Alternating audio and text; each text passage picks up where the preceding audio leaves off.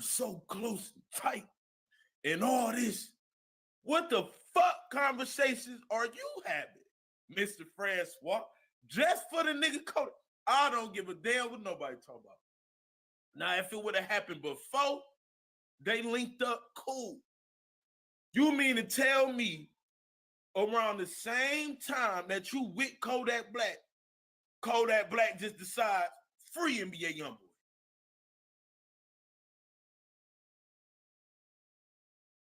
It ain't Kodak Black saying free NBA Youngboy that's bothering me. It's Kodak Black saying free NBA Youngboy, and this nigga is around this nigga. We still ain't heard a Lil Tim or Quando, Rondo, or nobody even come at this nigga.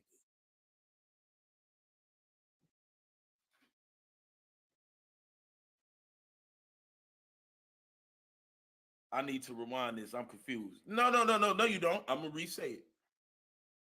Listen, bro.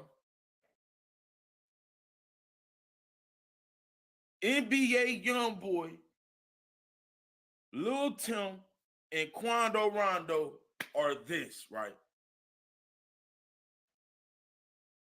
Quando Rondo, he said Kodak his own man, fool. That's not what I'm saying. That's why I said I'm not looking at Kodak Black no crazy ass way. NBA Youngboy and Kodak Black used to be cool.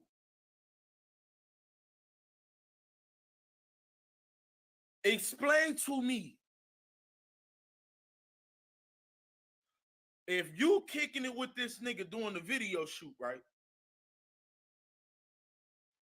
And you around this nigga. Now, I'm not saying Kodak Black can't say free NBA Youngboy. That ain't what I'm saying. All I'm saying is mighty fucking funny, though, to me. This nigga found his way back around Kodak Black.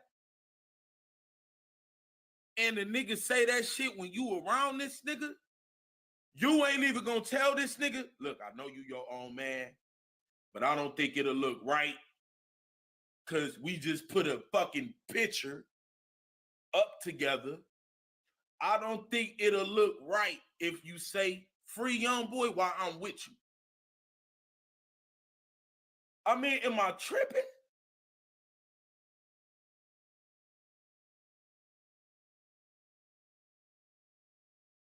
Am I tripping? I still haven't heard NBA Youngboy, Quando Rondo, or none of them say nothing about this nigga. Nothing.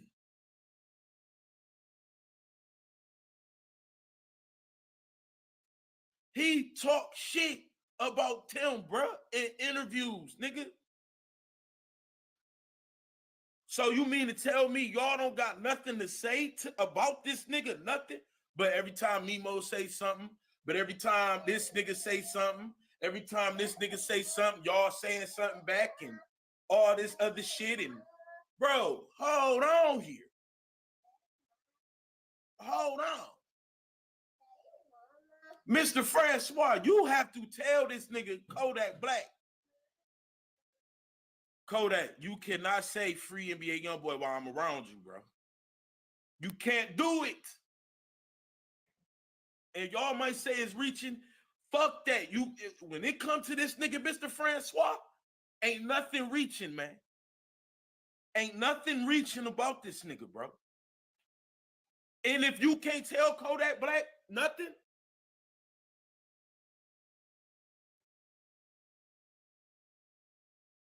if you can't tell Kodak Black nothing, your ass don't need to be around that nigga. Because I ain't the only nigga who caught that shit, bro. Y'all gotta understand how the streets politic, bro.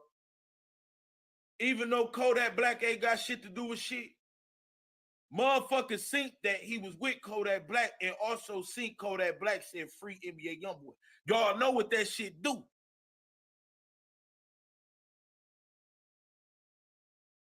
Kodak Black. That is true. He's speaking a lot of real stuff, man. That these rappers got to kind of learn how to move better.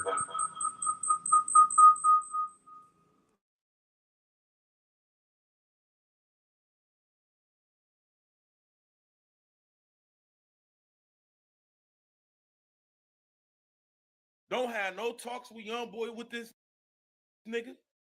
Don't have no talks with Vaughn about this nigga. Keep your eye on this nigga. A pick don't mean nothing. They was chilling. Man, Cedric Simmons, shut the fuck up, Cedric. You cannot, as 100K track, nigga, you cannot be with Kodak and these niggas, and at the same goddamn time you with Kodak and these niggas, Kodak just happened to say, free young boy. With all this shit going on, see, and I'm not about to let this nigga keep it. No, him, Asian Dog, or Cuban, whatever the bitch name is, and Janaya. Bring y'all ass back the fuck over here, man. No, nigga. No. Bring y'all ass back. Scorpion, get over here. Quick, nigga. Quick, nigga.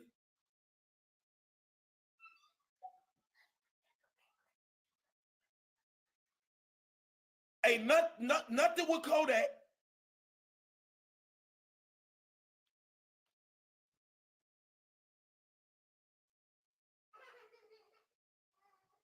Hey, yeah, whoever just said that, I swear to God, that nigga's right. He said, as a man, you can't let niggas slide saying that shit when your dead man's involved.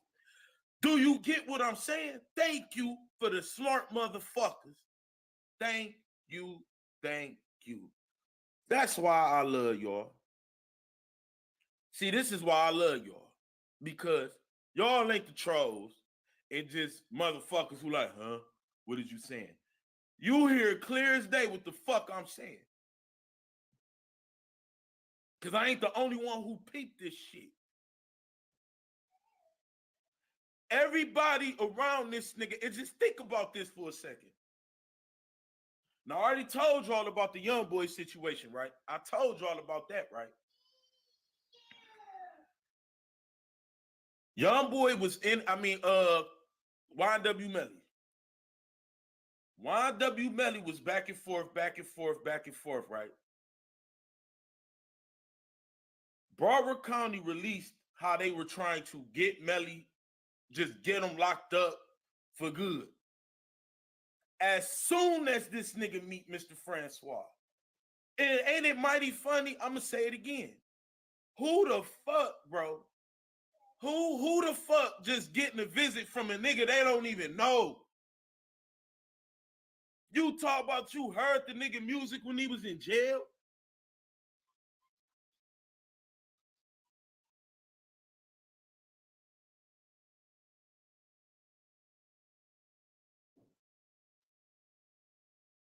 You talking about you heard the nigga music when he was in jail? And when you heard the nigga music when he was in jail, you liked it. Hey, y'all hit that like button. And somehow, some way, you got a motherfucker, you was able to visit this nigga. How the fuck was you able to visit a complete ass stranger, nigga? All right, cool. And then as soon as this nigga link up with you, somehow, some way, the police get what they want. Damn, man, my shit blurry again, man. Hold on. I don't know how this shit be working. Some way, somehow, soon as this nigga link up with YW Melly, the police get what they want. YW Melly in jail like a motherfucker and being in jail. And they talk about he gonna be in jail, nigga. So I feel like it ain't no coincidence. Oh, there it go. I feel like it ain't no motherfucking coincidence. Man, what the fuck is wrong with my camera? It's gonna refocus, my bad. I feel like it ain't no motherfucking coincidence that as soon as this nigga meet Melly, the police get what they want, and that's Melly locked up, right? So think about this. You're a manager, right? So in my eyes, it's looking like you basically put the cap on Melly. 600 people, y'all hit that like button. You a manager. You sign all these O-Block niggas. Now, a lot of people can say he doing it for Vaughn. these niggas is being watched by the feds. What manager in their right mind signs 6 to 7 niggas that's being watched by the feds? What manager? Maybe that manager gonna end up being the reason they do go to the motherfucking feds. What make them niggas different than Melly? What makes this different than Melly? So Muwa, all y'all niggas who signed to this nigga, keep your eyes open and mouth closed around this nigga. Because it's seeming like Mr. Francois is the cat to all situations. He's the cat, he's the glue. Every time something happen, this nigga is involved. How the fuck do you pick up YNW Melly? You admit it, but the police do not talk to you. How does that happen? If you pick Melly up, they're going to talk to you. What the fuck did you tell them, nigga? What did you tell them?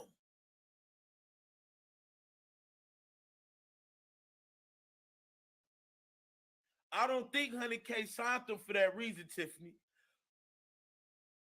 Hear what I'm saying. The police been trying to get YNW Melly forever.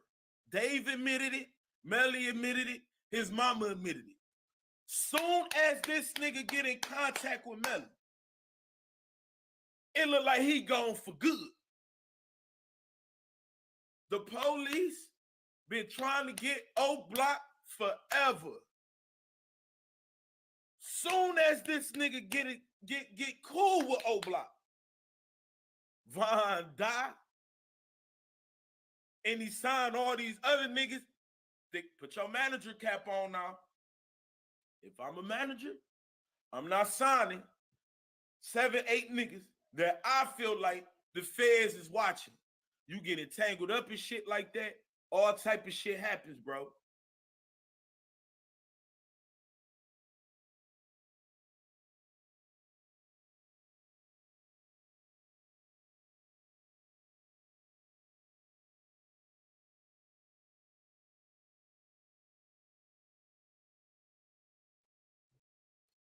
If them niggas, knock on wood, man, if them niggas get locked up, it won't be no coincidence, man.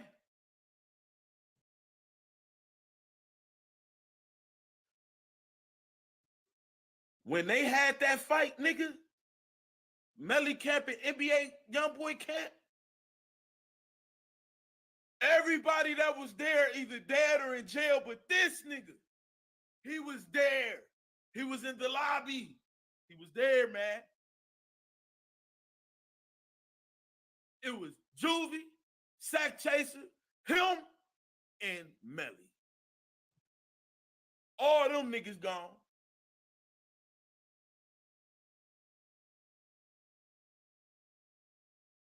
Who the fuck picks up a murder suspect, takes him somewhere, and not get fucking investigated and questioned? Who? Or did he get questioned?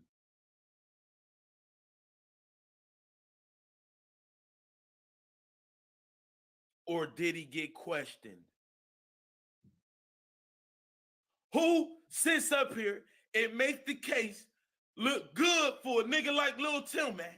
If you was so Von crazy, nigga, who talks like that about they nigga?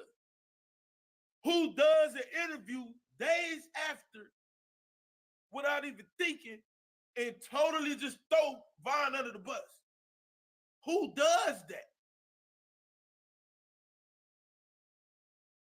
Who?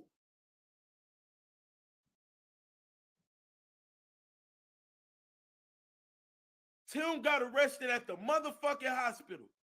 Anybody who showed up at that hospital was investigated. Why the fuck did Mr. Francois say he went to another hospital? Fuck that, man. How did you go to another hospital when the closest hospital was down the street? O Block was in there, Quando, Rondo was in the little Tim was in there, and you went the other way?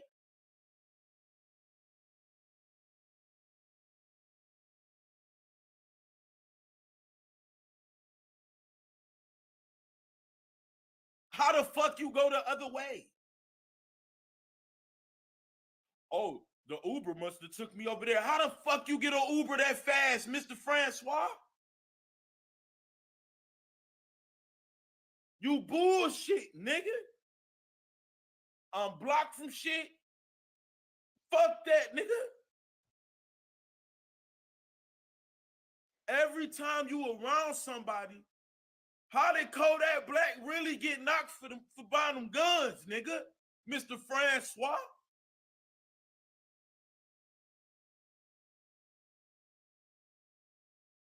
Every time he around somebody, they go to jail or die, man. Every time. And we just ignoring this shit and focus on Tim. Fuck that. Tim shot a nigga that happened to die. There wasn't no kill shots. You ain't shoot no nigga in no back and in the legs and side and just saying, yeah, I know he gonna die for a fact. Fuck out of here, nigga. That was an accidental murder. But who is on scene? Mr. Francois, who was on the Juvia sack chaser scene picking up YW Melly? Mr. Francois, who was on scene when both of their camps was fighting? Mr. Francois, who was fucking with Kodak Black hard before he got locked up and the feds caught him buying them illegal guns using the fake name? Mr. Fran fucking Swah. Fuck this nigga.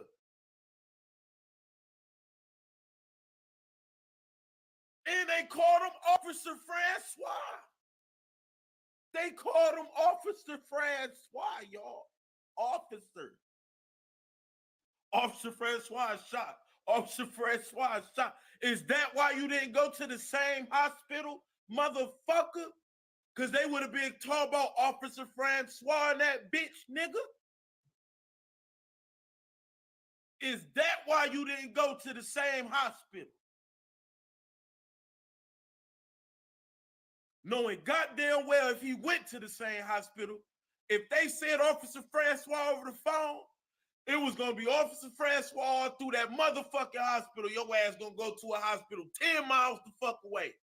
Fuck out of here, nigga. Your ass is fishy, nigga.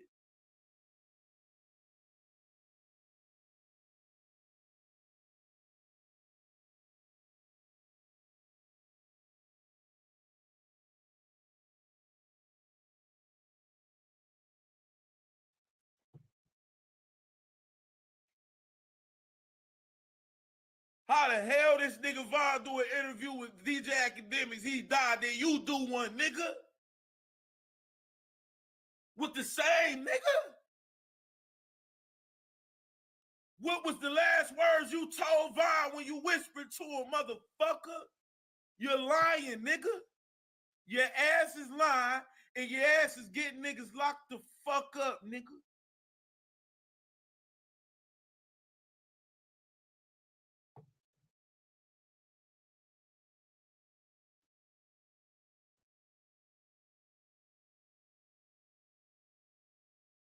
Ain't nobody said nothing about this nigga. Then it's the killer part. That nigga did an interview and damn near said worse shit than Reese. All these niggas. Now, one of these niggas have even addressed this nigga. It's almost like he don't even exist to these niggas. Why is that?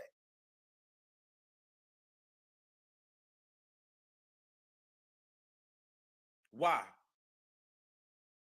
You on fucking camera at that point in time talk about an open case.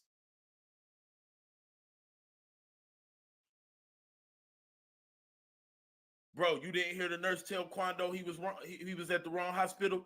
That hospital don't got a trauma. Do you need trauma for a graves, nigga? What the fuck he needed trauma for? Didn't he say it was graves?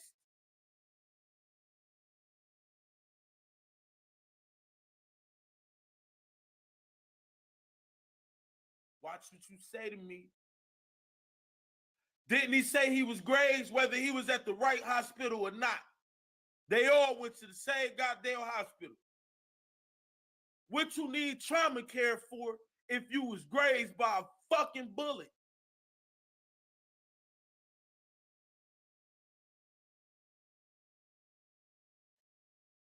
If you was shot in the first place.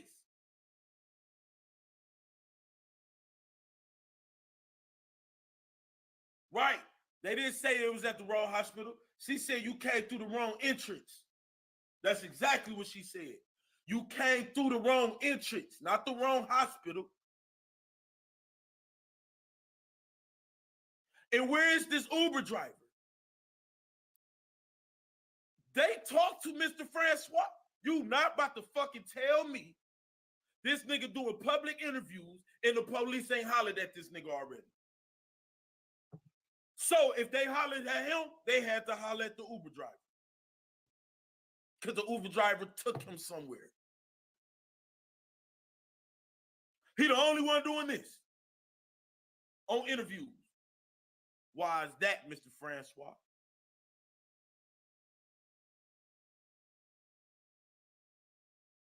What it's looking like is you got in some fucking trouble. Who know how long when? Yeah, I'm on your ass. You probably like, how you know that? Yeah, nigga, you shouldn't have blocked me. It's looking like you got in some trouble, and now you just feeding up who you can.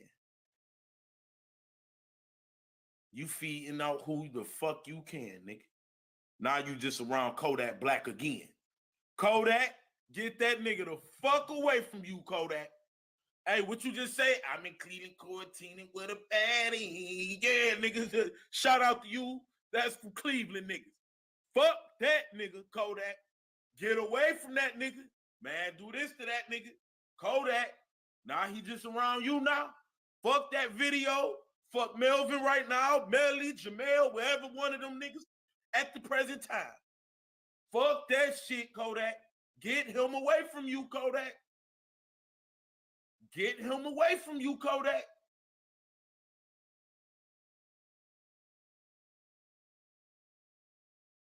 Get him away. Now he done slivered back around you. Von gone. Yeah, let me sign these niggas. Von gone. I'm gonna get intel on these niggas. They all gonna go to jail because the feds told me to sign these niggas any motherfucking way. Like, nigga.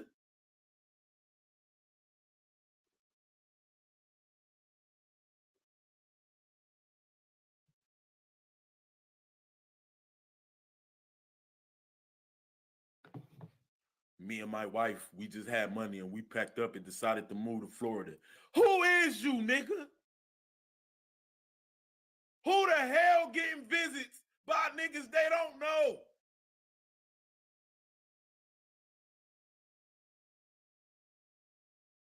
Yeah, man. Actually, how I met Melly, he was in jail at the time, and I found one of his songs out the blue. Yeah, I found one of his songs and I posted it, and I thought it was somebody else, but it come to find out it was his song, and his mama reached out to me and told me that was her son. And after that, I went and visited him in jail, and we got to working and working. Well, now his ass looking like he ain't getting the fuck out, nigga. Who doing the police job for them? Who? All these years they've been trying to get Melly. All these damn years. Off shootings here, shootings there, shootings every fucking where. Soon as you come in the picture, they got him. They got him.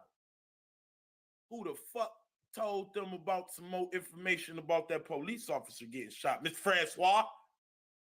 See, what you do is you sit back, you talk to niggas, you soak in everything, just like how you know what happened to Duck, nigga. Just like how you know what happened between Lit Yoshi and motherfucking NBA Youngboy. Just how you know what happened with Juvie and Sack Chaser, motherfucker.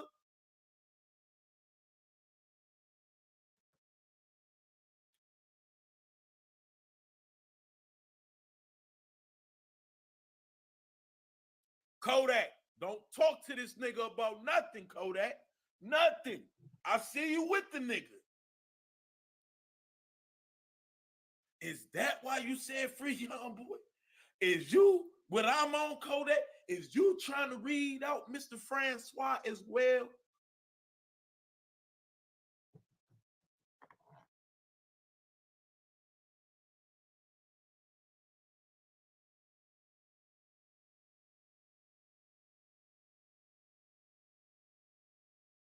Motherfucker. Y'all hit that like button. We got 627 people in this bitch. And you mean to tell me this nigga can just do interviews, talk shit about Lil Tim, and don't a Lil Tim say nothing? Don't a Quando say nothing? When Young Boy was free, he don't say, don't nobody got nothing to say to this nigga? Why is that, Mr. Francois?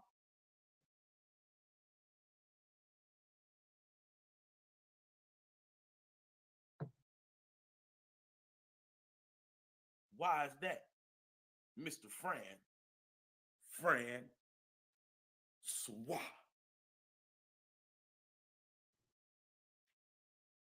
See, I'm on your ass, Mr. Francois. I don't give a fuck if you say I'm tweaking, you leaving. Somebody block Goof Smith the fuck out of here. I don't give a fuck. Fuck you, nigga. Fuck you talking about I'm tweaking, nigga. I know what the fuck I'm talking about. You know how long I've been doing my research on this man who came out the blue.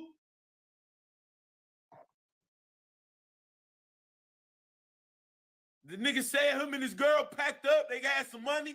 He was trying to be a rapper and he fucking moved wherever the fuck he moved at. Where the fuck you from, nigga? Who are you? Is your dreads real? I don't trust nothing about this nigga.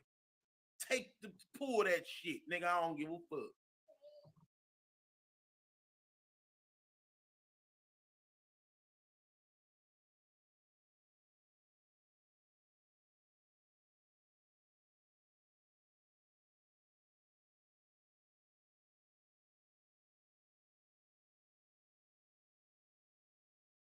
Every time this nigga come around some niggas, they get into legal trouble or they die.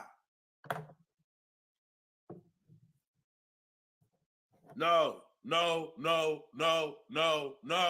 We can't let niggas keep doing this shit and then we just thinking they regular people. These are not regular people. He is not a regular fucking person.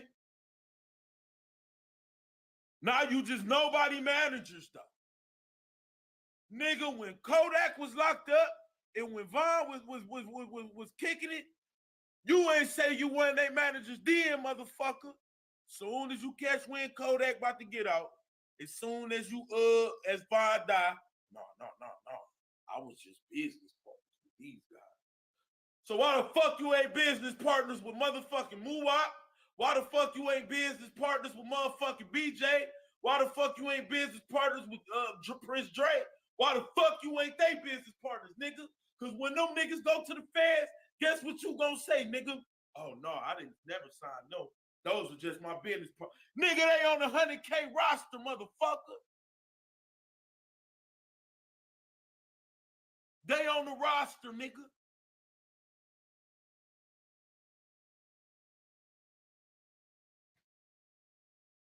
And you gonna still tell us I wasn't a manager. No. Is that why you made BJ the manager? Who the hell signing niggas to they shit and ain't managing them and just putting their brand all in front of their shit, nigga? Yes, it's grass, nigga. Whole documentary coming out on this police ass nigga. Allegedly. But when the documentary drop, it ain't gonna be no motherfucking allegedly. I just need to know one more motherfucking thing. Whole hour documentary on Mr. Fred. Wow, nigga. Y'all remember that? Ooh, chalet, ooh la la, or whatever the French I made. Nah, nigga. France I made. Ooh, Francois, motherfucker. You a commercial ass nigga. Nigga.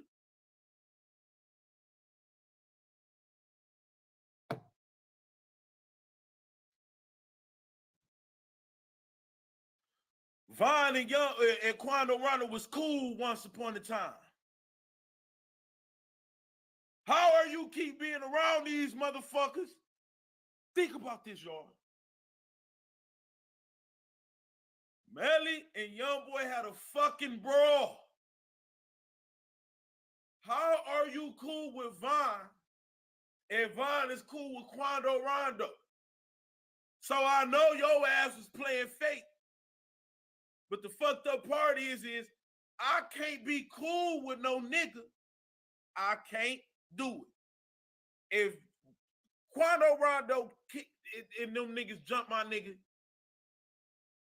and I got Von right here, I'ma tell Von, look, Von, I know you fuck with Quando Rondo, but I can't fuck with Quando Rondo, because they got into it with my nigga Melly.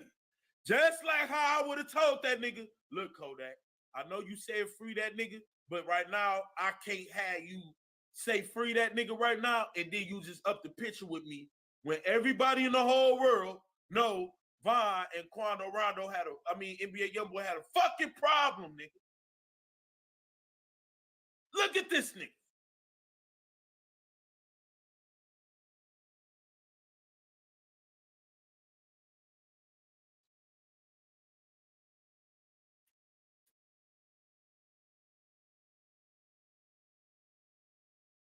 Hands under the bus like this, man.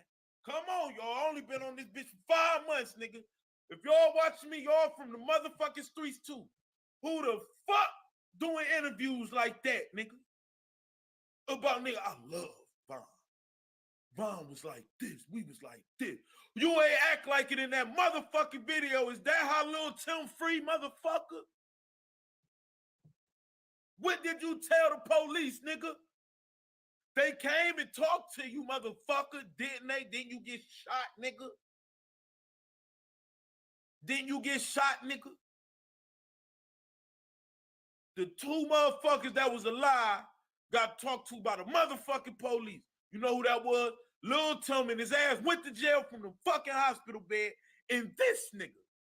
So you mean to tell me they talked to Tim, but they ain't talked to you?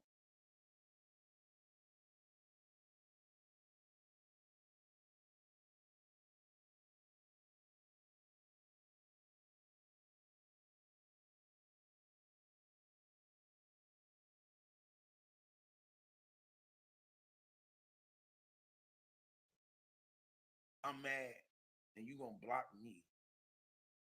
One question. When your ass blocked me, I knew something was up to your ass, nigga. Hell no, nigga. FBG Cash and them niggas ain't even block me. Nigga, I'm following that nigga right the fuck now, nigga. I talk cash shit about these niggas, nigga. They ain't even block me, nigga. Here you come.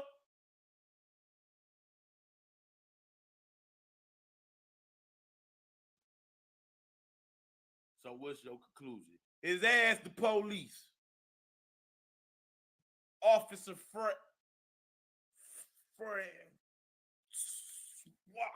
Nigga. So we supposed to believe it was 2 people at that club with the last name Francois. Kiss my ass, nigga.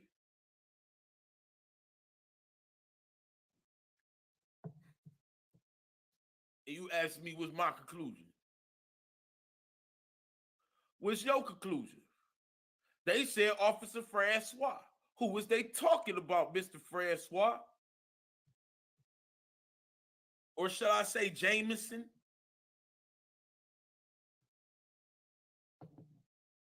That sound like 2 Haitian names put together. Who the fuck is you, nigga? I don't know who the fuck you is. Your face all bumped out and cracked up like seal. Niggas who look like that, you can't trust them niggas, nigga. You see my face, nigga, my face smooth in the motherfucker. I got tattoos and shit and a couple little bumps, but my shit ain't all like this shit, like fucking seal and shit, like a nigga done just fucking fucked your shit up with a razor blade, nigga. You don't trust niggas with faces like that, nigga.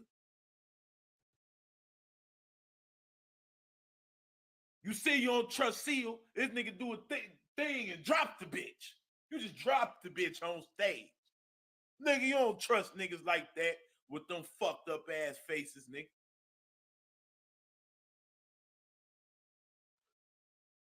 We look at that video and you clearly see, like that JYTP said, I don't give a fuck what nobody was saying. Von was not the aggressor, nigga. You are allowed to walk up to right here to a person. That nigga Quando Rondo took a step forward, nigga, and Von hit that nigga. And here you go. Yeah, man, Von just wasn't right.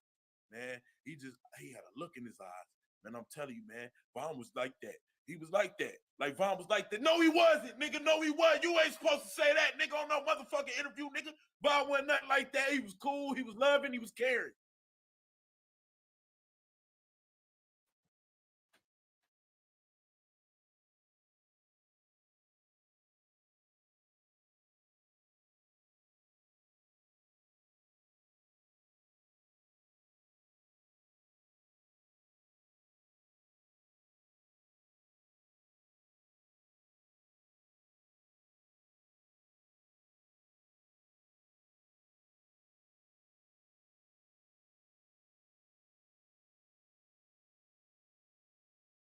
Too, man. I got to do some things, man.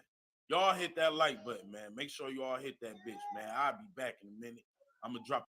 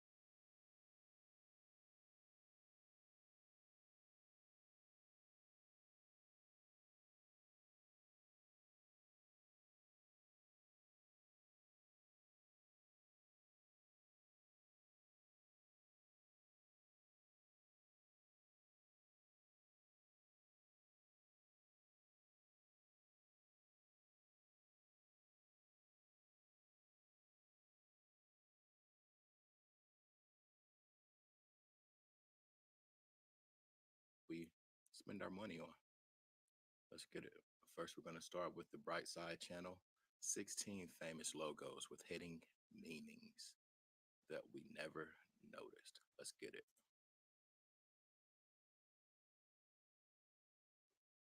Superhero, though. You probably do awesome stuff like this all the time. Oh, not exactly like this. You ever been in a car chase? I thrive.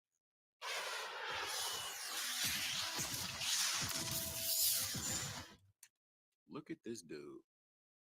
What is that? Do you see what they're doing?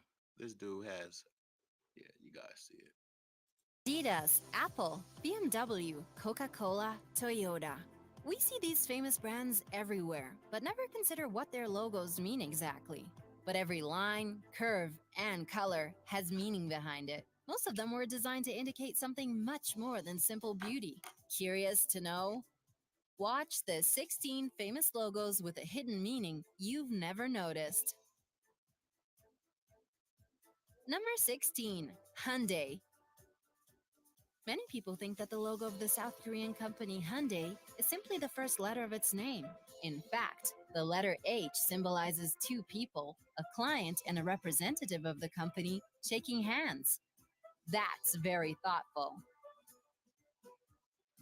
Number 15, Adidas. The name Adidas is derived from... My bad, y'all. Many people think that the logo of the South Korean company Hyundai is simply the first letter of its name. In fact, the letter H symbolizes two people, a client and a representative of the company, shaking hands. That's very thoughtful. Number 15, Adidas. The name Adidas is derived from that of its founder, Adolf Dassler. The company's logo has changed over time, but it has always included three stripes. The current logo is three stripes at an angle which together form a triangle. This symbolizes a mountain, which in turn represents the challenges. I don't think this is the one I'm looking for, y'all. This happy ass video.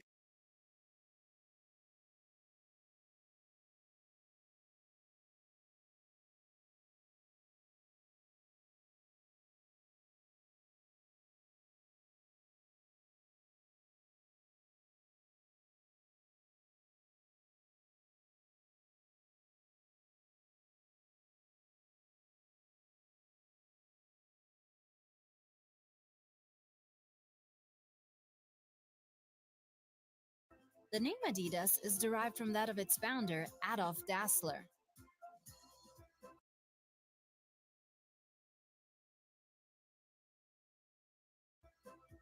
The company's logo has changed over time, but it has always included three stripes. The current logo is three stripes at an angle which together form a triangle. This symbolizes a mountain, which in turn represents the challenges. I don't think this is the one I'm looking for, y'all. This happy ass video. They aren't keeping it real. That all sportsmen have to overcome day after day. Number 14, Apple. Rob Janoff, the designer who came up with the world-famous Apple Company logo, explained his idea in one of his interviews. He bought a bag of apples, placed them in a bowl, and spent time drawing them for a week, trying to break the image down into something simple. Taking a bite out of an apple was part of the experiment. Completely by coincidence, he realized that bite sounded exactly the same as the computer term bite. Isn't this guy top of his field? Yeah, this ain't the one. Number 13, Vio. The first two letters of the Vio. All right, that's my mistake. Let's get to the real shit. I need these secret meanings. Google Career Certificates provide online training for in-demand jobs. Train for jobs in IT support, project management, data analytics.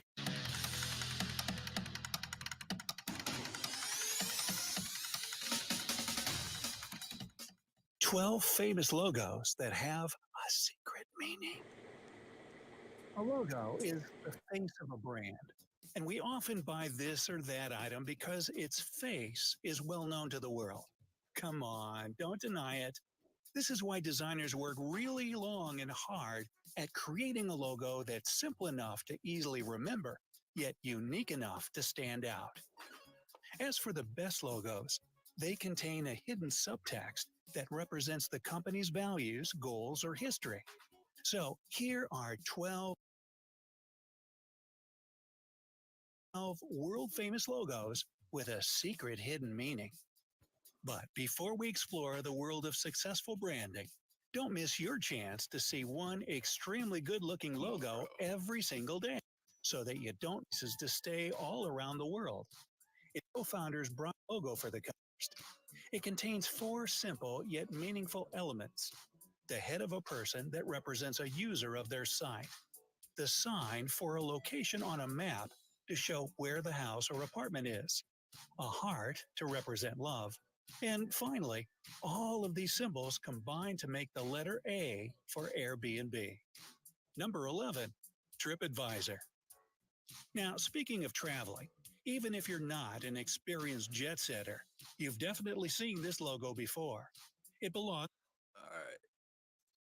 I'm not feeling that one. It's not what I'm looking for. Here we go. Horrifying hidden meanings behind company logos. I think this is the one that I'm looking for. Hey guys, what's up? It's Charlie here, and today we're going to be looking at 10 horrifying hidden meanings behind company logos. So, you see company logos everywhere. If you look around the room you're in right now, I'm sure you'll see at least 10. But sometimes there are scary hidden meanings behind the most famous logos. If you've ever used an Apple product, worn Timberland boots, drank a drink from Starbucks, watched a movie by MGM, ate a McDonald's, or smoked a Marlboro, prepared to be stunned. Before we get into it, why not subscribe and press the notification bell too? Coming in at number 10, we have Apple. It's no secret that often companies change their logos. This could be a big change or a small change. Well, in the past 10 years, Apple's done many small changes to their logo. When it was founded on April 1st, 1976, their logo was very different to how it looks today. It pictured Sir Isaac Newton sitting underneath an apple tree, the same apple tree where he came up with the theory of gravity. This logo, made by one of the Apple founders, was quickly changed, however. It was changed to the more familiar rainbow apple with a bite taken out of it. Now, at first, this looks like a colorful, friendly logo, but it actually has kind of a creepy secret meaning to it. First off, let's talk about why the apple had a bite taken out of it. The apple was actually a reference to Alan Turing. Alan Turing is one of the grandfathers of computer technology. He worked as a computer scientist during World War II for Britain, during which time he decoded many German computer messages. He then explained to the British Army what the Germans were going to do, and many say he's one of the main reasons Germany did not win World War II. However, in 1954, Alan was convicted of a crime. This was having relations with another man, which was not allowed at the time. Instead of becoming a criminal, he chose to take his own life. He put cyanide, a poison, inside an apple and took a bite. So that's why the Apple logo is an apple with a bite taken out of it. And the reason why it's in rainbow colors is because Alan was LGBT. Of course. Wow, I knew that part. But y'all see the other response we got about the Apple shit. Wow. Of course, this is a reference to the LGBT flag. This is kind of a sad and dark history to Apple's logo, but it does commemorate a guy who did some great things and unfortunately did pass away. Next up is Timberland. How many of you guys have worn Timberland shoes? If you're lucky all you street niggas and shit, get ready. Get ready to throw all your wheats away. Or join the KKK. Enough to own a pair, then you're much like many celebs who have also been seen wearing them. They seem to never go out of style. They look very cool and unique, however their logo is kind of boring, right? I mean, it seems like it's just a simple tree. But this is not any old tree. If you look closely, it's actually a hanging tree. That's right, this is a tree that people, more specifically Black Americans, were hung on. After blacks were freed in America, many hangings took place of them. This mainly happened in the south of the USA, but also happened sometimes in the north. So according to the experts, the Timberland tree is actually one of those hanging trees. I have to say that's pretty creepy. Next up, we have... What about them Tims? I know you niggas are still wearing them because you're conformed. Starbucks. Much like Apple technology and Timberland boots, Starbucks is seen as a luxury item. We all know their drinks prices are not exactly cheap, and their logo is famous worldwide, with a new Starbucks store opening every 11 hours. We all know that green, instantly recognizable mermaid, but if you go to the first ever Starbucks location in Washington, you won't see this anywhere. Instead, you'll see Starbucks' original first logo. And out of the 24,000 Starbuckses around the world, it's the only franchise with that original logo. The Starbucks logo is not a mermaid, however. Instead, it's a siren. In the original logo, the siren had nothing covering her chest. And it also shows her double fishtail. The double fishtail is supposed to signify an invite for men, if you know what I mean. That's because in mythology, sirens used to lure fishermen to where they were in the water. They would then capsize their ships and take the sailors' lives. It seems Starbucks is trying to distance itself from this original logo. Every new logo they come out with, it seems to... This is what this country is allowing, y'all. Little Nas X shoes, even just that video alone. Lose more and more of the original look. Now the chest cannot be seen whatsoever as it's covered by hair, and while you kind of can see the top of the siren's two legs, they're pretty much cropped out. But no matter what Starbucks does to their logo, you now know the history and truth. Next up is MGM. Metro-Goldwyn-Mayer, better known as MGM, have made some of the most famous movies in the world. Every time you go to the movie theater or watch a movie on Netflix, I'm sure you're used to seeing this big roaring lion. As a kid, and likely also as an adult, you probably wondered, how did they film that lion roaring? Is it simply CGI? Well, the answer is no. They did this in real life way before CGI even existed. But there's some creepy things about the lion they used, named Jackie. Many say this lion is haunted. That may sound crazy, but hear me out. First off, Jackie was being transported on a train, but the train crashed. Many were severely injured, but Jackie was okay. Another time, Jackie was being transported on a plane, and the plane crashed. Again, Jackie was okay, while others were not. Then, in one of the areas where Jackie was being kept, an explosion happened.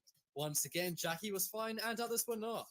Jackie was later on a boat and the boat crashed. And you guessed it, Jackie was fine while others weren't. Later on, Jackie was also in an earthquake and was okay. And later on in Jackie's life, it was in another train crash and survived. So, Jackie... Bro, how much goddamn trauma did this goddamn cat gotta go through? And imagine what they probably about to do to it now.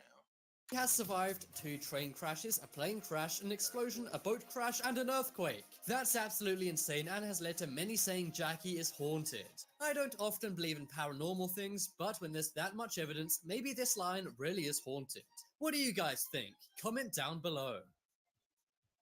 Next up is McDonald's. While it may not be good for you, who doesn't love chomping into a tasty McDonald's burger? This is a tasty burger. I bet as a kid you drove past those 2 golden arches and you said, "Mom, please can we go get some McDonald's?" And depending on whether she was feeling nice or not that day, she would have either said there's food at home or pulled right into the drive-thru. I know which option my mom went for, but what do those golden arches really mean?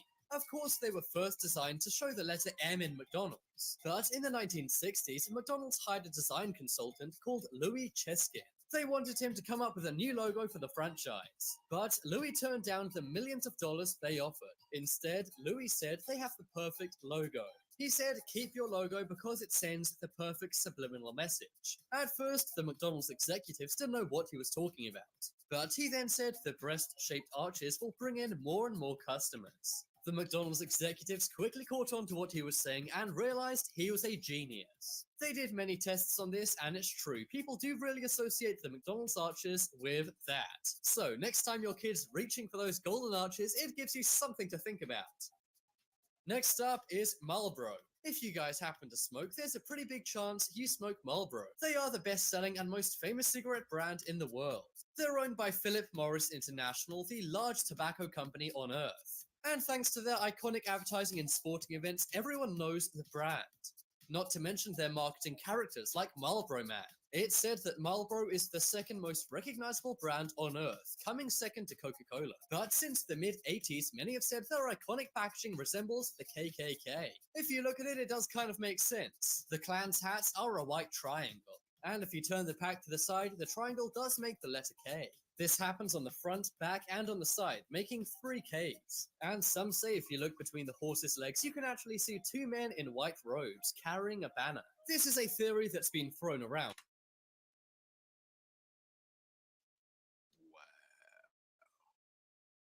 making 3Ks. And some say if you look between the horse's Wow.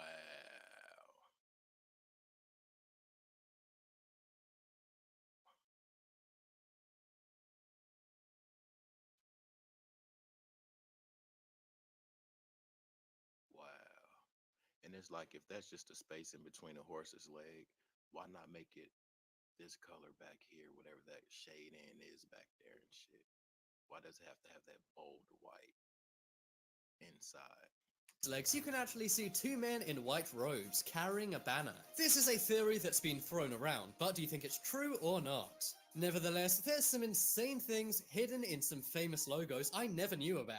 If you look around your house, I'm sure you'll find many, if not all of the things we talked about in this video. So now you can fill in your family and friends all about the secret meanings behind these famous logos. Your Apple phone, your Timberland boots, your Starbucks drink, your MGM movies, your McDonald's food, and your Marlboro cigarettes will They did that tiger so bad, or lion, whatever.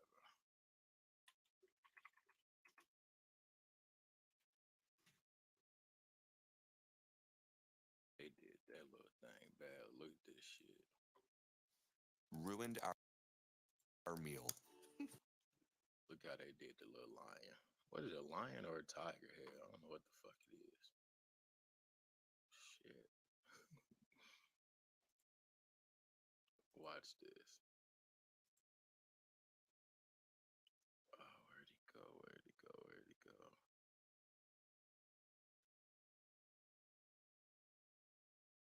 I guess they ain't gonna show the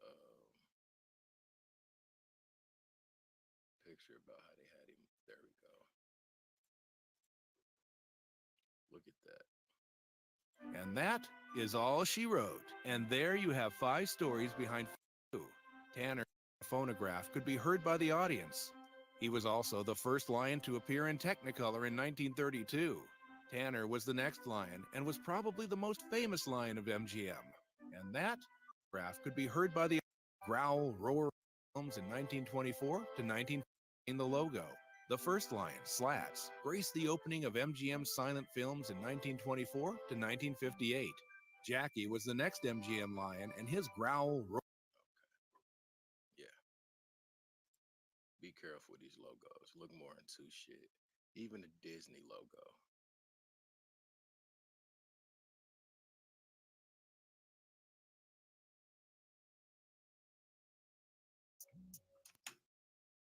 I fuck with Bro Channel. That's 1090.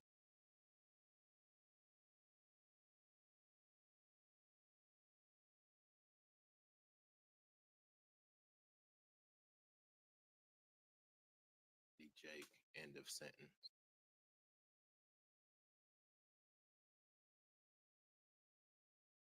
Of sentence. What are y'all thoughts on this shit? 90 days, 104 people.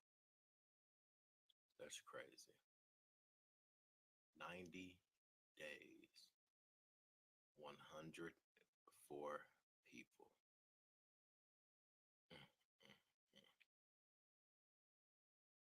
That's deep.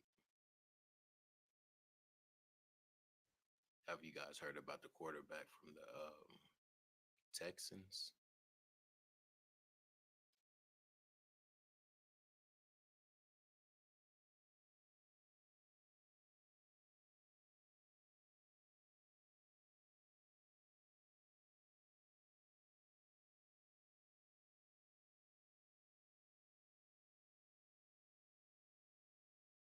Let's get high, yeah, you know I'm about to roll up. Let's get please, yeah, you know I gotta pull up. Let's get life real once I'm about to turn up. Get fly, oh for sure it's about to go up. Let's get high, yeah, you know I'm about to roll up. Let's get please, yeah, you know I gotta pull up. Let's get life real once I'm about to turn up. Broke my blunt and passed my lighter.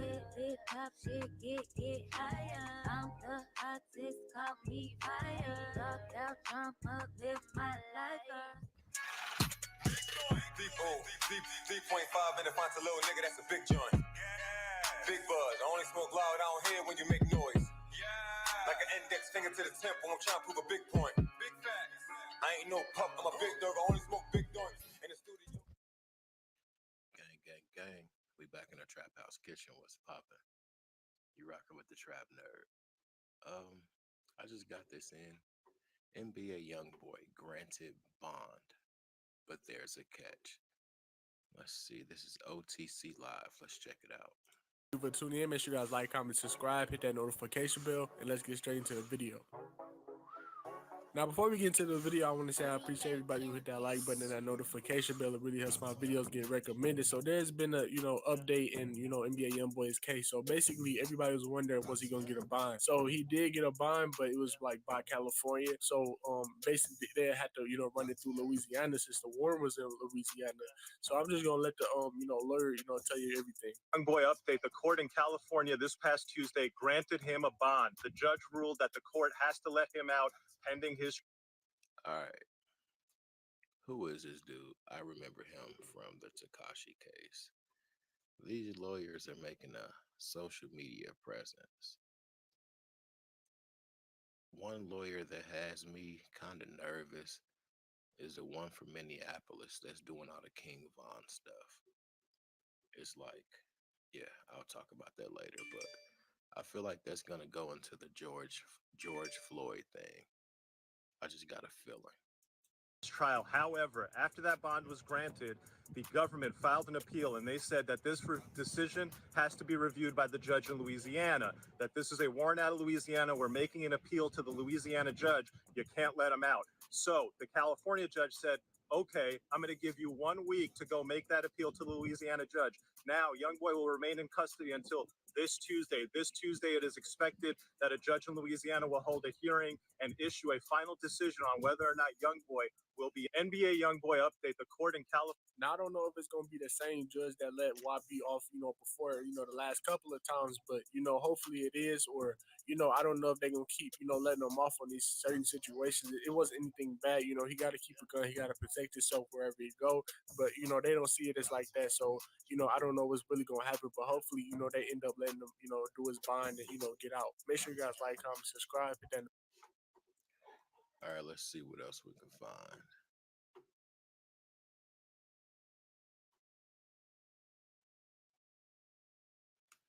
Granted bond, but might not come home. Let's see. Granted a $540,000 bond. Jeez. Let's see what Witty Apparatus is talking about. For play, if he can do. When it comes to trimming your balls, always use the right tool for the job.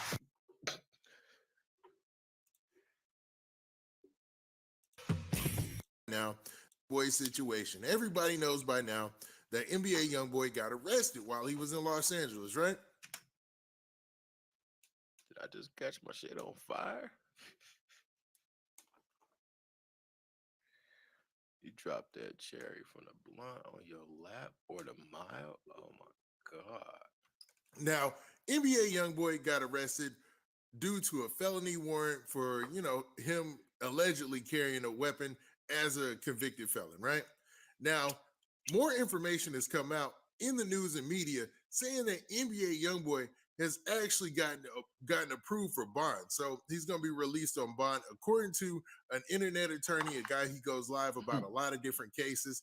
And we're going to get to all that. And we're going to actually talk about the paperwork that surfaced online as far as NBA's case is concerned. Now, NBA YoungBoy is facing some serious charges, but it looks like he's doing everything in the right direction to make sure that he can at least fight this from home. Now, there were rumors of this being a RICO case, and that went away, but there's some things that are lingering there that might have to still keep people's eyes open. Now, before we get to the specifics, do me a favor. Make sure you hit that like button. Make sure you hit that subscribe button. And, man, let's get it. Okay, now that we got that out of the way, let's talk about this NBA YoungBoy situation. So there's an attorney or a lawyer, whatever you want to call it, and his name is Mohammed Gangant, this guy right here. And basically, he went online and he did a video talking about the facts in NBA YoungBoy's case out in California.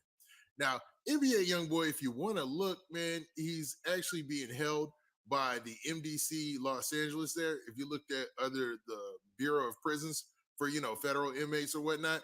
And his case is being tried at the Central California or California Central Federal Court or something like that. And basically, it looks like they've approved him of going on bond or getting bail. Now, according to this attorney, Mohammed Gangan, and I'm pretty sure I'm pronouncing his name wrong because just by the spelling, I could tell it's some type of French on there or whatever. But we're gonna leave that at what it is. Now, according to him, he's saying that When it comes to trimming your balls, They love giving her that, putting this commercial up. God damn. $540,000 bond. And in order for him to get this bond, he actually had to put up some houses as well. Now, both of the properties are worth an estimated $1.5 million in excess or whatever that means. And then also he says that NBA YoungBoy would have to wear an ankle monitor, but he wouldn't be on house arrest. So, I mean, that's good news. That means that he would actually be able to make some money and still be able to go out there and get bread. And we know NBA YoungBoy doing the show is big money, man. That's not for play. You know, if he can do shows, he can really make up some ground as far as, you know, building up his money so that way he can fight this case. But he made those claims, and he's basically saying all they have to do is wait on approval from a Louisiana judge. Now, according to some of the court documents, it's some interesting information. So I wanted to go over some of this stuff so that way we can get a look at NBA YoungBoy's case so far. So let's look at it. So let's start here and look at the indictment against NBA YoungBoy. And as you can see here, the indictment says that he's in violation of Title 18, United States Code 922G.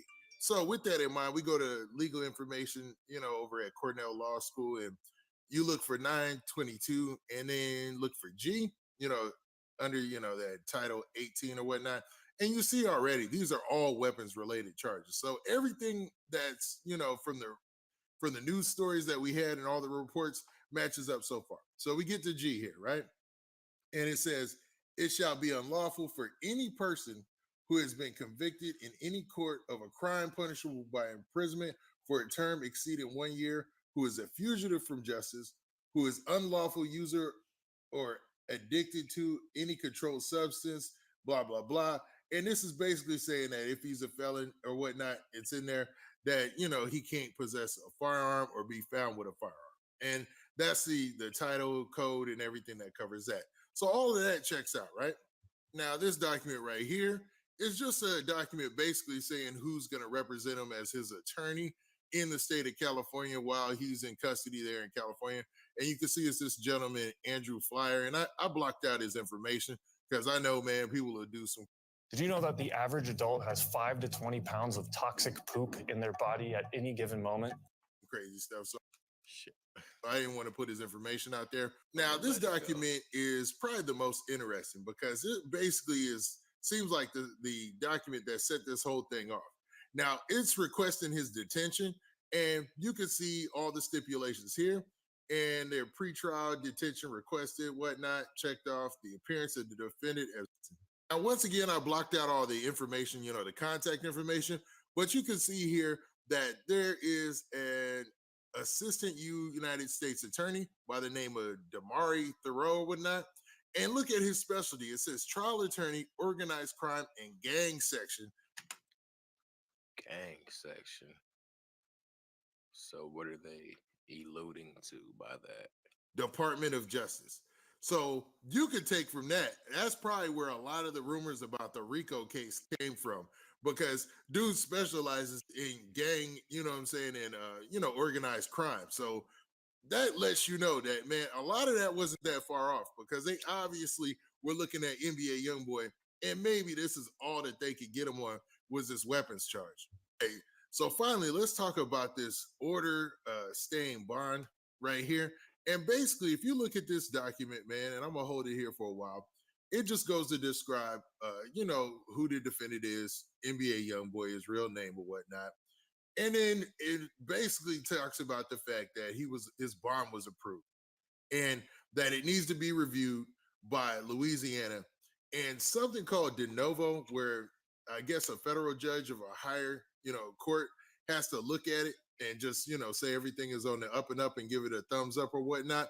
But that's just a simplistic way of saying that NBA YoungBoy, according to what that attorney Mohammed Gannat said, all that seems to check out. Now, what I don't see is the amounts that he was talking about, like the $500,000 or $540,000 and the 2 properties that he had to put up. But this is definitely an official document showing that the magistrate judge there had approved NBA YoungBoy for bond. So that's good news for him and his team. Because a lot of people were worried about the fact that when they first caught him, he went and tried to do the run, man. He went on a chase and they had to catch him. And usually, according to a lot of the sources online and people, who cover these type of cases, because I'm not one of those channels that does case by case information and breakdown. But according to those folks, man, usually when you run like that, it's a bad situation for you when you try to get bail. But it looks like, man, this is working in NBA YoungBoy's favor somewhat, man. He's still got a lot to deal with and a lot to go against in this case. But man, hopefully he gets a decent shot, because I'm not sure about the gun situation in the first place. Because when All right, the gun situation. Just 1 second.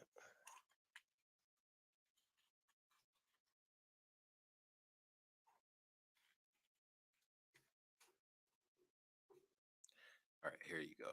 This is the gun charge.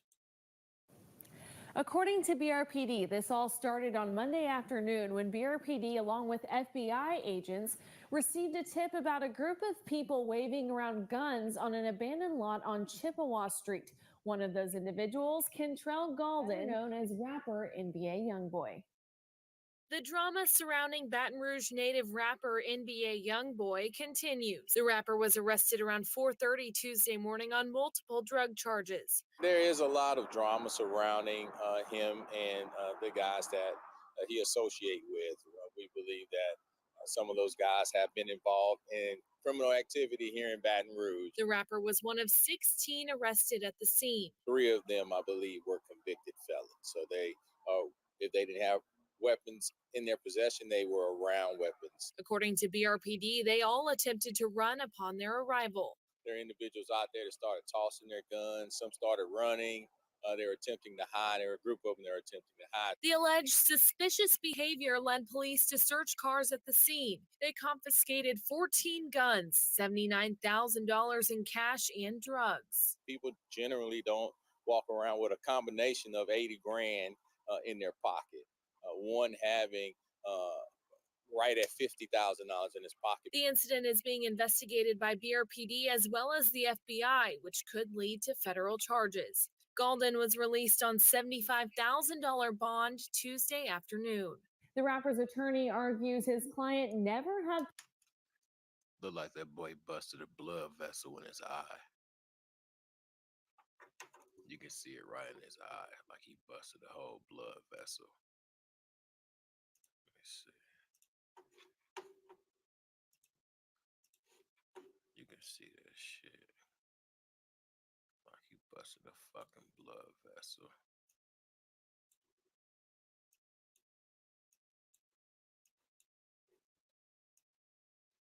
This shit is disappearing, but right there, you can see that shit.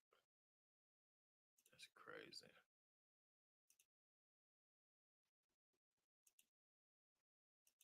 All right, so how do I get it to play again?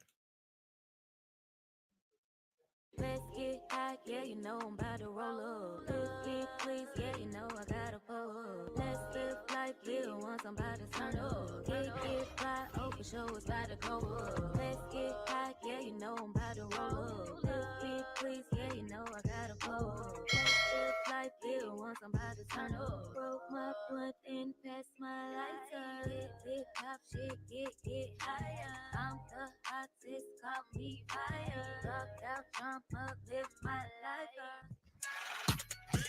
D.5 in the font, a little nigga, that's a big joint. Big buzz, I only smoke loud, I don't hear when you make noise.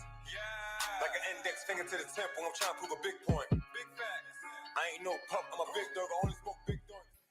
Gang, gang, gang. We back in the trap house kitchen. What's poppin'? You are rocking with the trap nerd. I don't know what else to say. Thanks for all the subs. It's greatly appreciated.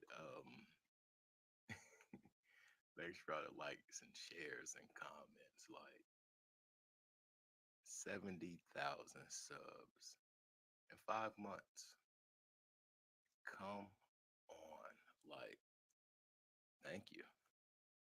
What do you guys think I should do in appreciation?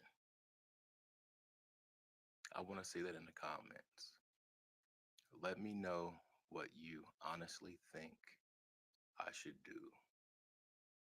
Like a contest or what? Let me know. Let me know. I've already bought somebody a laptop because I use their content and I love their content. And they were operating off of a cell phone. And there's so much more you can unlock with the videos and YouTube via laptop. So it was only right that I got that person a laptop just for showing gratitude for using their material. So let me show you guys my gratitude for 70,000 subs in 5 months. Real shit. No bullshit, no games, no jokes. Let me know in the comments. And I'm going to go through and sift through all of them on everything. And I'm going to see what is the most feasible and just see what's the most universal type feasible thing I can do. If that makes sense. But anyway, enough talking. I apologize. DJ Academic says NBA YoungBoy was arrested because his label will not free him. Young men and women that are interested in the music business, please pay attention.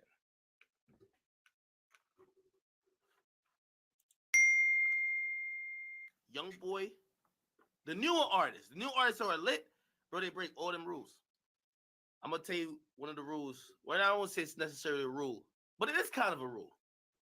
This song right here, YoungBoy recorded mad quick and shot a video mad quick. I'm gonna tell you how I know. The day before this happened, YoungBoy FaceTimed me wearing the same outfit. He was doing the video. It don't happen in music where niggas record the video the day before and drop it the next day. If you see all these little big name producers they got and whatever, not producer, but video niggas, like, you know, oh shit, Drake is dropping they shoot a video like 2 months before and they like editing it, they're doing all type of weird with it.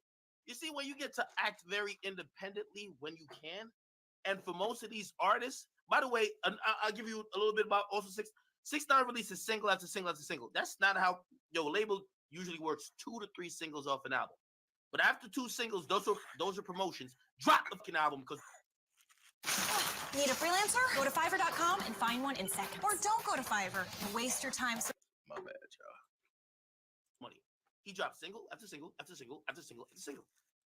You know what? To a regular label that looks like, yo, you're wasting all the promotion. You're wasting all the promotion dollars. Now he makes it back, but still, YoungBoy, he records a song. He's not waiting for the label to, oh, we gotta tap in with Spotify and tap in with Apple. No, good. My cameraman lives with me. We about to record this shit, and it's just on YouTube tomorrow. And that's what the fuck is the winning formula for all the new artists. I'm telling you, that old anti-fuck is the winning formula for all the new artists. I'm telling you, that old antiquated way of working, it hasn't, for the lit artists I see, for the new generation, that shit don't work with them. X used to be the same way. That's how it used to be like. You feel me?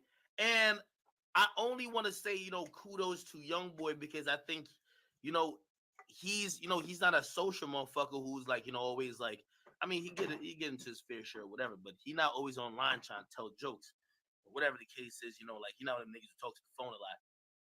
But he's probably the most lit young rapper for the youth. You may disagree, but he's up there. What I'm saying is the way he's created this is by pretty much breaking every fucking rule that exists in the music industry. Or like he's not supposed to be dropping song after song like this. Like, you know, his label probably thinking, yo, nigga, that's for the album. You could snip it. He has a point, but that label knows they're gonna capitalize any way, shape, or form. The big thing about Youngboy, his label will not let him go because NBA Youngboy can not be signed and still have a YouTube worth $100 million. He's the leading YouTube artist. Come on, it don't get no bigger than that. It don't get no better than that. So if you can get to the point where you're generating $100 million from your YouTube, what can the label do for you? But with the shoe on the other foot, these labels do not like that. He doesn't need them. He can do everything on his own. He could probably buy his way out of his deal. But you want to know what happened? Exactly, you guessed it. Off with his head. But don't drop the song. You know what he does? All right, fuck it. I'm gonna drop it on my YouTube. Fuck it. If you notice, the last 4 songs not even on his on Spotify, Apple Music. You know what they saying to him? Yo, before you drop a song, we gotta go do this agreement with the producer. We gotta go make sure this sample is cleared. We gotta go talk to Rod Wave about the gambling. We gotta go do this. We gotta do that, and then we gotta go holler at the streaming services. You know what? We could drop the song in about 2 months. What? 2 months? Fuck no. Youngboy fans got the attention span of this. Preview today, it's out tomorrow. Preview today, they like it. Cameraman, come shoot this video real quick. We're putting it out tomorrow.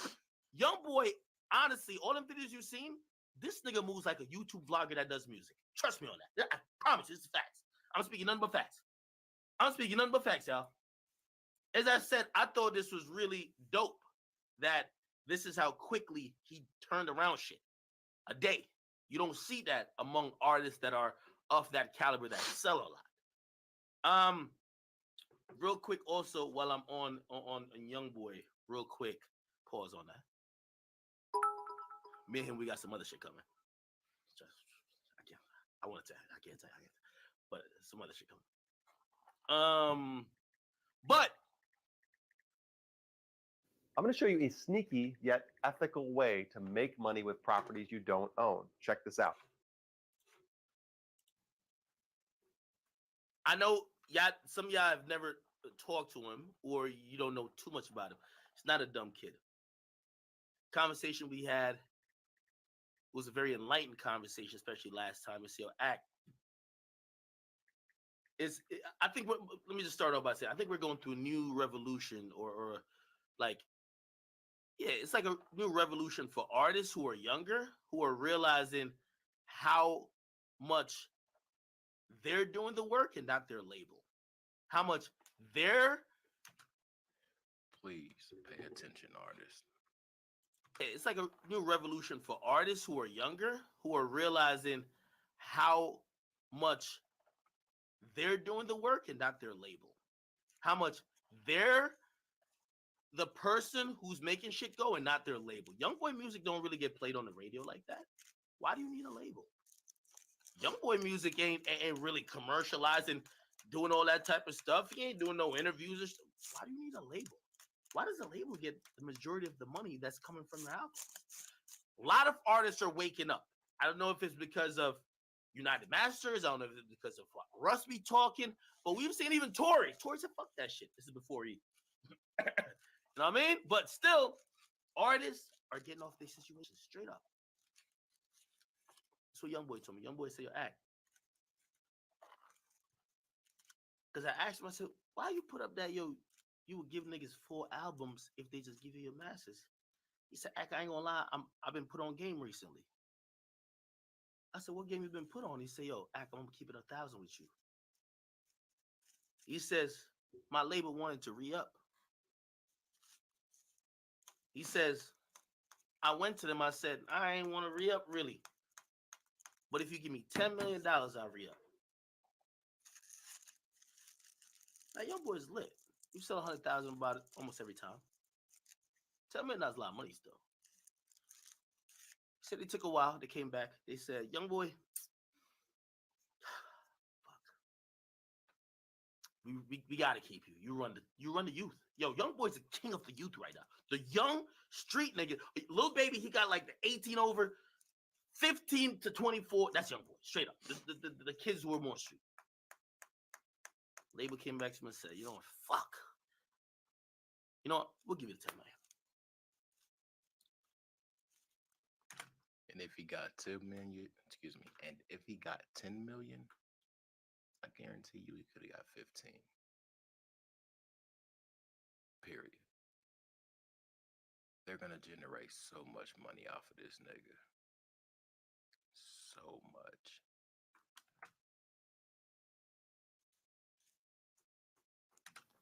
Before he accepted, you know, he did his due diligence and tried to learn a little bit more about the business. And he was like, this is his words directly. He said, I got a lot of kids. He said, yo, I don't know how long I'll be here or when I might not be.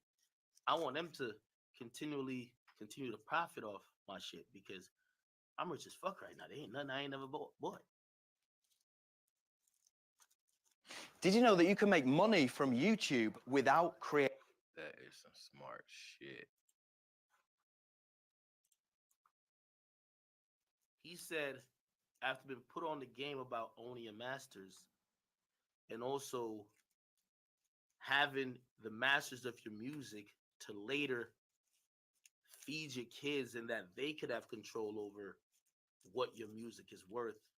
He went back to the label and he said this. You know what? I don't need that 10 million. Y'all sound like y'all ain't want to give me anyway. I don't need the 10 million. All I want, give me my masters. And give me my masters and we can work out a different number or whatever the case is. I just want my masters for my last couple of projects I put out with y'all.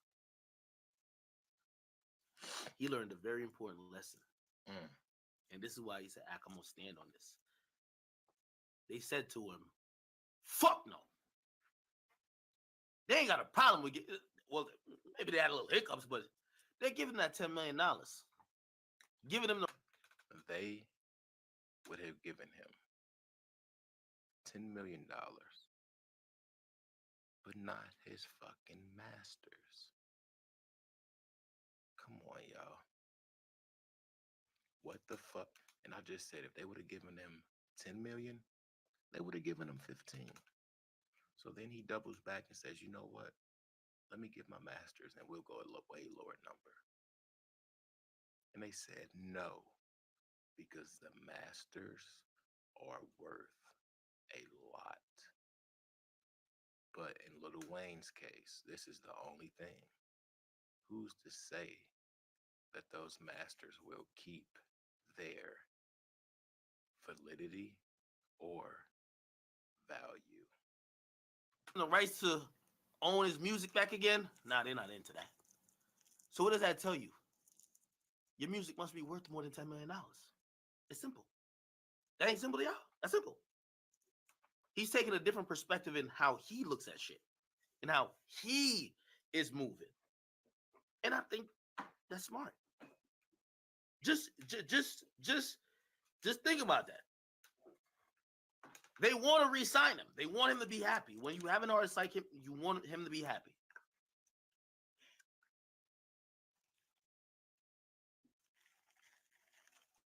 They'll give him $10 million before they give him the rights to own the shit he already put out. Again, I only say that because, I know sometimes that's... Want more customers? Y'all can fuck with these labels if you want to, y'all. You really can. So there's this common joke online where but we claim like his fans is like the slowest of the bunch. But don't think the nigga behind the shit is fucking slow. You know what I mean? He's definitely actively thinking. And, you know, I've spoken to him. Some of the other stuff I won't mention in terms of what he's doing to remediate some situations. But he's well aware. You know what I mean? I don't know if he was well aware the whole time. But in the last 2 years, after he's gotten a lot of influence, he's realized, I don't want to get jerked in this shit. And that's important. So anyway, yeah, me and Youngboy, we have some special stuff coming out. Salute to Youngboy. A very cool and, you know, a very cool person and cool person with me. And, you know, just always calls and checks up on me. Salute to him. All right. That was Youngboy. I only wanted to say that before I'll get into some other shit.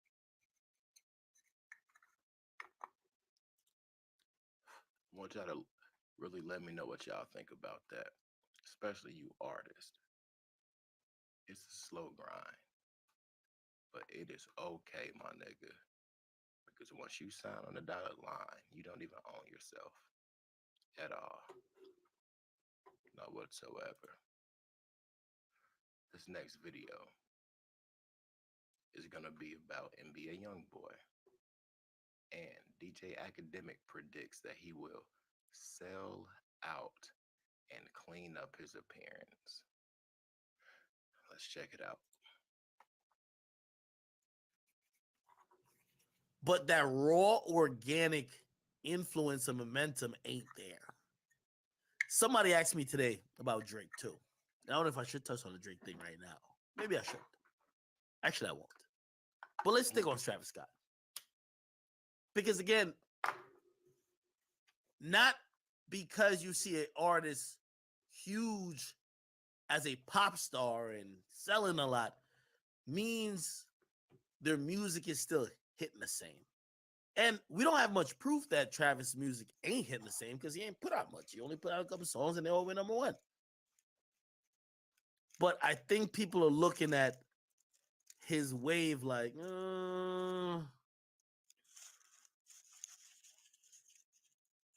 I'll only mention this even though, well, honestly, I'll compare them. I know some of y'all might think it's XXXTentacion. To me, I think he was going that route. He was going to be as big as Travis, maybe more. XXX would have been way bigger than Travis Scott ever would have been. XXX had a crazy cult fan base. Not saying Travis Scott doesn't, but it was just something different about XXX. This dude had so many different sounds of music that appealed to so many different sects of people. Like so many different little groups of people, like just, yeah. It's a reason why when they announced that he signed to a label, he was mad. It was like, yo, he started throwing a fit. I think he got it. It's a very tricky game you play with fans. Fans don't want to see you win. Not all the way. When you win all the way, they stop supporting. When you're an underdog, still trying to claw your way out the mud, they're with you. When you're independent, yeah, we made them. You get with a label, they're the same. What happened in 2018, whoever? That's how it is. I saw X, who did sign a deal, get mad that the deal got reported. Who reported it? The label that signed him. They gave him the check. Listen, X, not saying he was selling out, but he was cashing out. He was. You were independent. You were with Empire. You took, I think it was an $8 or $10 million check for like one album with Caroline. But when people found out, and you're like, they think he wanted to keep it in a way where people didn't think he was selling out. Let's be very clear, people. And by the way, not saying his music would change. I think X was so, I won't call it difficult, but X was so stuck in his ways. I don't think whether it was independent or on a major or whatever, X was walking on clouds. Like, he knew his fan base was so strong, him being signed would not change it at all. But he didn't want his fan base to think he was changing, even though he wasn't going to change. So he didn't like that news. Again, you name any rapper, I could tell you when their peak was, and I could tell you 5 business moves they did to sell out. And again, sell out might be a wrong word. Maybe I should say cash out. But that's what any business does. You get to the peak where you think that business is, in intrigue and interest and people who follow it, and you sell. And you cash out, and you go do some other. But in hip hop, a lot of people try to keep on to that original type of thing. It's going to get to a point, I predict, in the next year and a half, that Young Boy is going to make that decision. I see y'all spamming. Let me run that back. It's going to get to a point, I predict, in the next year and a half, that Young Boy is going to make that decision. I see y'all spamming Young Boy. He's going to have to make that decision. You want to know that the decision is? Somebody's going to come to Young Boy and say, Young Boy, we'll give you $25 million.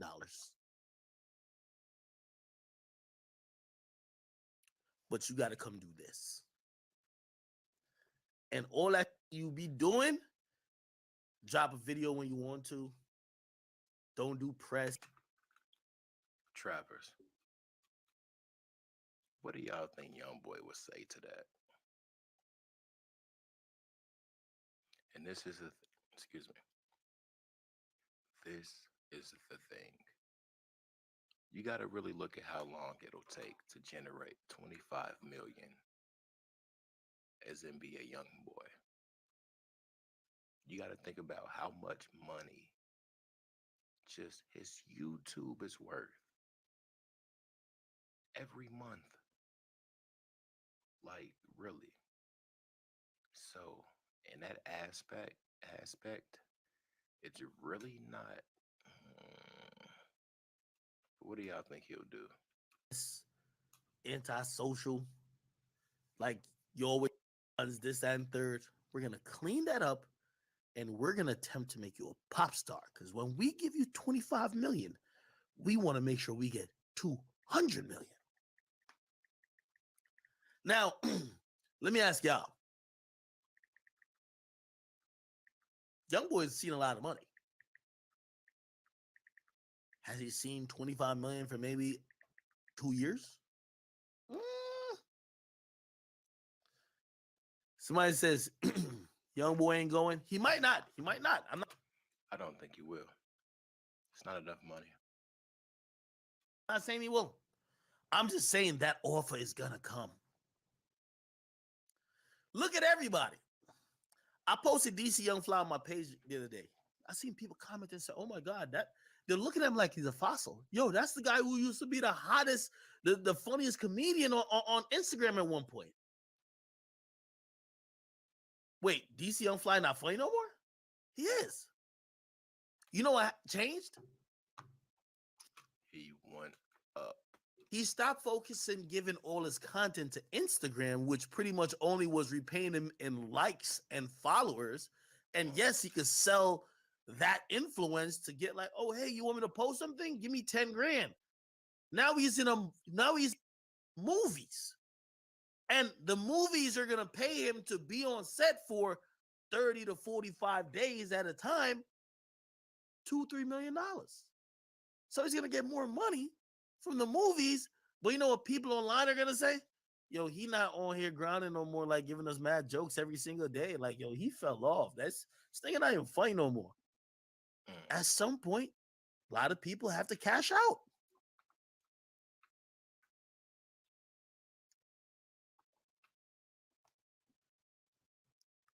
I'm just telling y'all,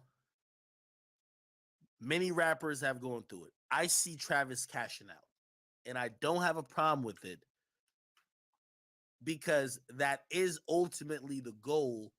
But I wonder, did he do it too soon? Was there another level he could get to? But honestly, as time goes on, I think he was right. The peak for him was Astroworld. Mm-hmm. The peak for him was Sicko Mode.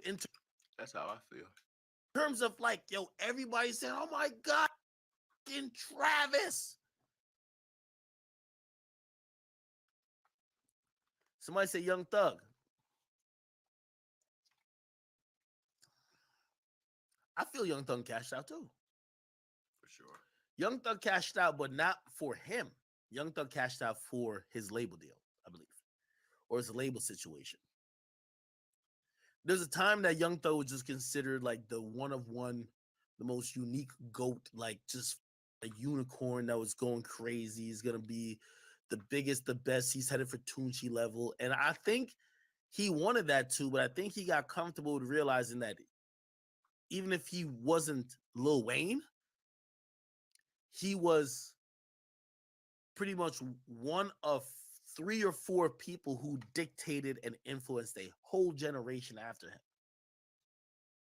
And the cash out was, instead of having everybody copy you and run with your style, just sign them. That's brilliant. I like it. That's brilliant. Young Thug ain't influence a thing, you're tweaking. Tweaking like a motherfucker. Super tweaking.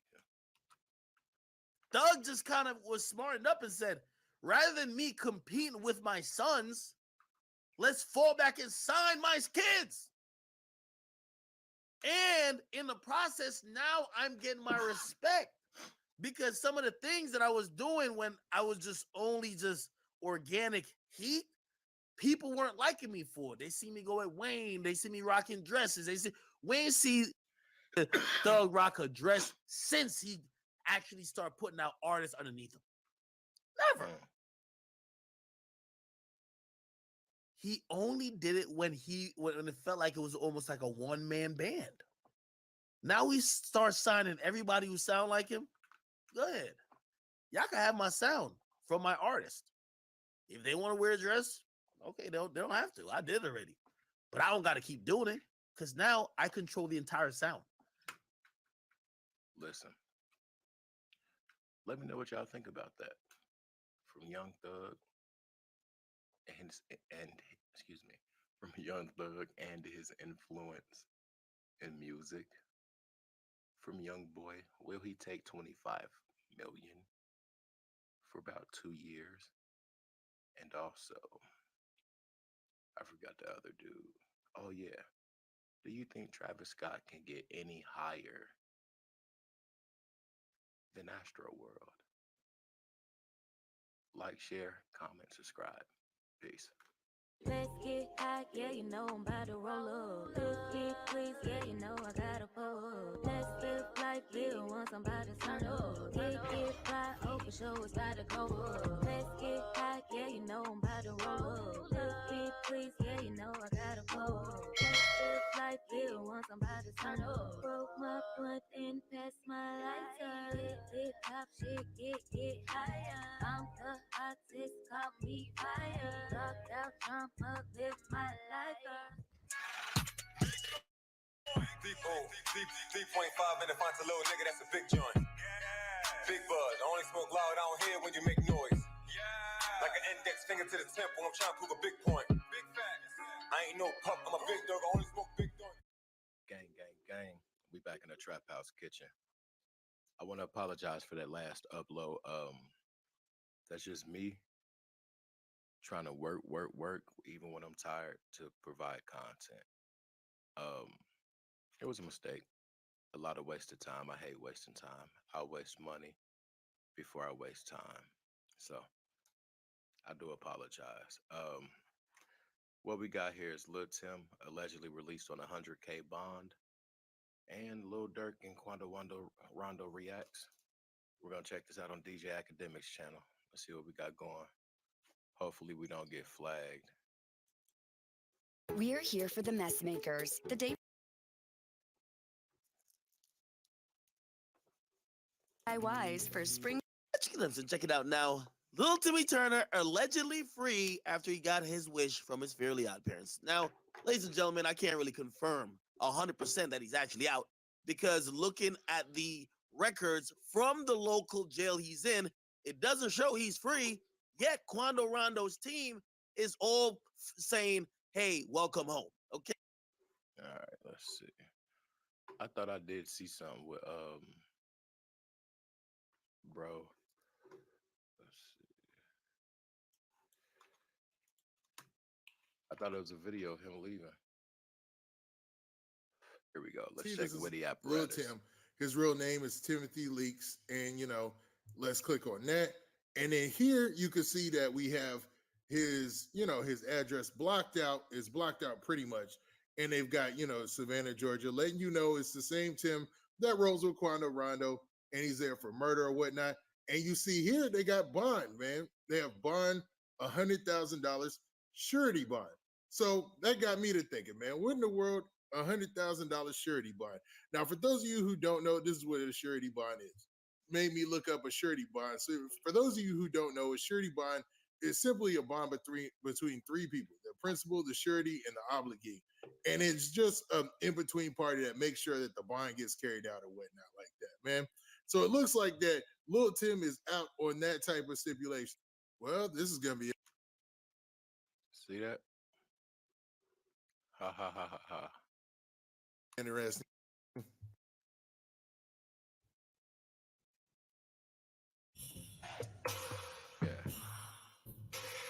Seen the videotape, horrific footage since then. But man, there was a lot of rumors circulating this morning, man. There were posts made by a lot of different media and news platforms. I saw DJ Academics post it, and he even left it out there as a question because it didn't seem like it was official yet, but it definitely looks like there's some type of arrangements being made for Little Tim to get bonded out. And it looks like it took place last night. So it looks maybe in the middle of the night, Little Tim got bonded out. Now, there's a whole bunch of people on their side saying, welcome home, Little Tim, and all that. But then there's people on his side that you would expect to be saying some things that aren't. So what I did do is research his information from when he got locked up. And man, I can give you the specifics. And there's definitely something hanging out there as far as a $100,000 bond. And before we get into this, when you want to buy this place, but first you have to sell this place. I want to see some footage of this shit. Like button makes a horrible situation. Everybody talked about it. And simultaneously, the information of the shooter came out quickly and swiftly to all the news and media organizations, all the hip hop publications, bloggers like myself were talking about it. And it just became commonplace that Lil Tim and Quando Rondo were going to be associated with this situation and the shooting death of King Von, right? Well, fast forward to last night, and it looks like, man, they tried to bail Lil Tim out in the middle of the night and without anybody knowing it. But it looks like, man, you can't escape the paper trail. So let's look at what they have at Fulton County, man, as far as the paperwork that they got on file or anything that they're showing that he might have been bonded out. So this is what it is. Now, as you see what we got here, man, we got his jail information, and you see this is Lil Tim. His real name is Timothy Leaks, and let's click on that. And then here you can see that we have his address blocked out. Is blocked out pretty much, and they've got Savannah, Georgia, letting you independent little thing, right? Now, what news does this mean for Quando Rondo and his team, and why in the world hasn't Quando Rondo said anything about it? Because if you look at his social media, he hasn't came out and said anything about Lil Tim being free. Maybe it's because he's trying to keep it a secret, or is it not really a done deal? Is it just still in the process of being complete? And that's what makes me question the validity of this story, man. It makes me wonder, man, just because there's a bond amount set there and it says there was a bond, was he really free? Because you would think that Lil Tim would pop up somewhere, or maybe, I don't know, man. With all the drama that's been surrounding this situation, maybe it is better for him to just fade into the background and not really let his presence be known. That's all I can think of that's happening. But I'm not surprised one bit.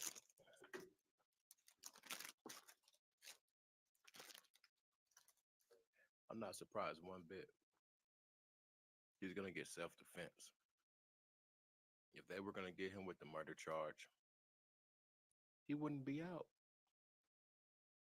He's going to go self-defense, and he's going to beat the charge. Clean, scot-free.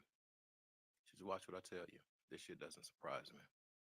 Because we do know there's a lot of drama associated with this situation in hip hop specifically. Like you've got whole different rap camps and teams and stuff that are talking crazy. And if you look for Lil Tim's social media, he's had social media accounts that have been taken down, or that he actually had to take all the pictures off and pretty much ghost the account. Even though they're still up, there's just no information or anything listed on there.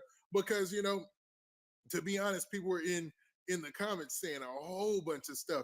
Because, I mean, King Von had a lot of fans.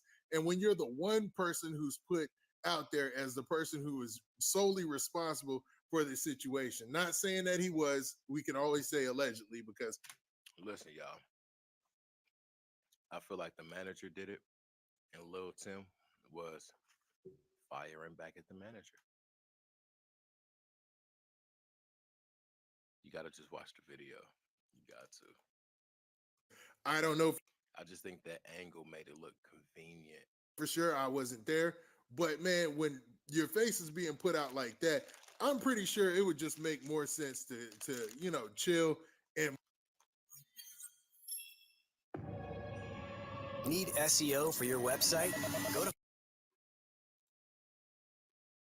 because I know if he got out on $100,000 bond, it was probably Quando Rondo who put up the dough for him to get out. I mean, I'm not saying that they were always broke, but you know, Quando Rondo, he comes from a struggle situation.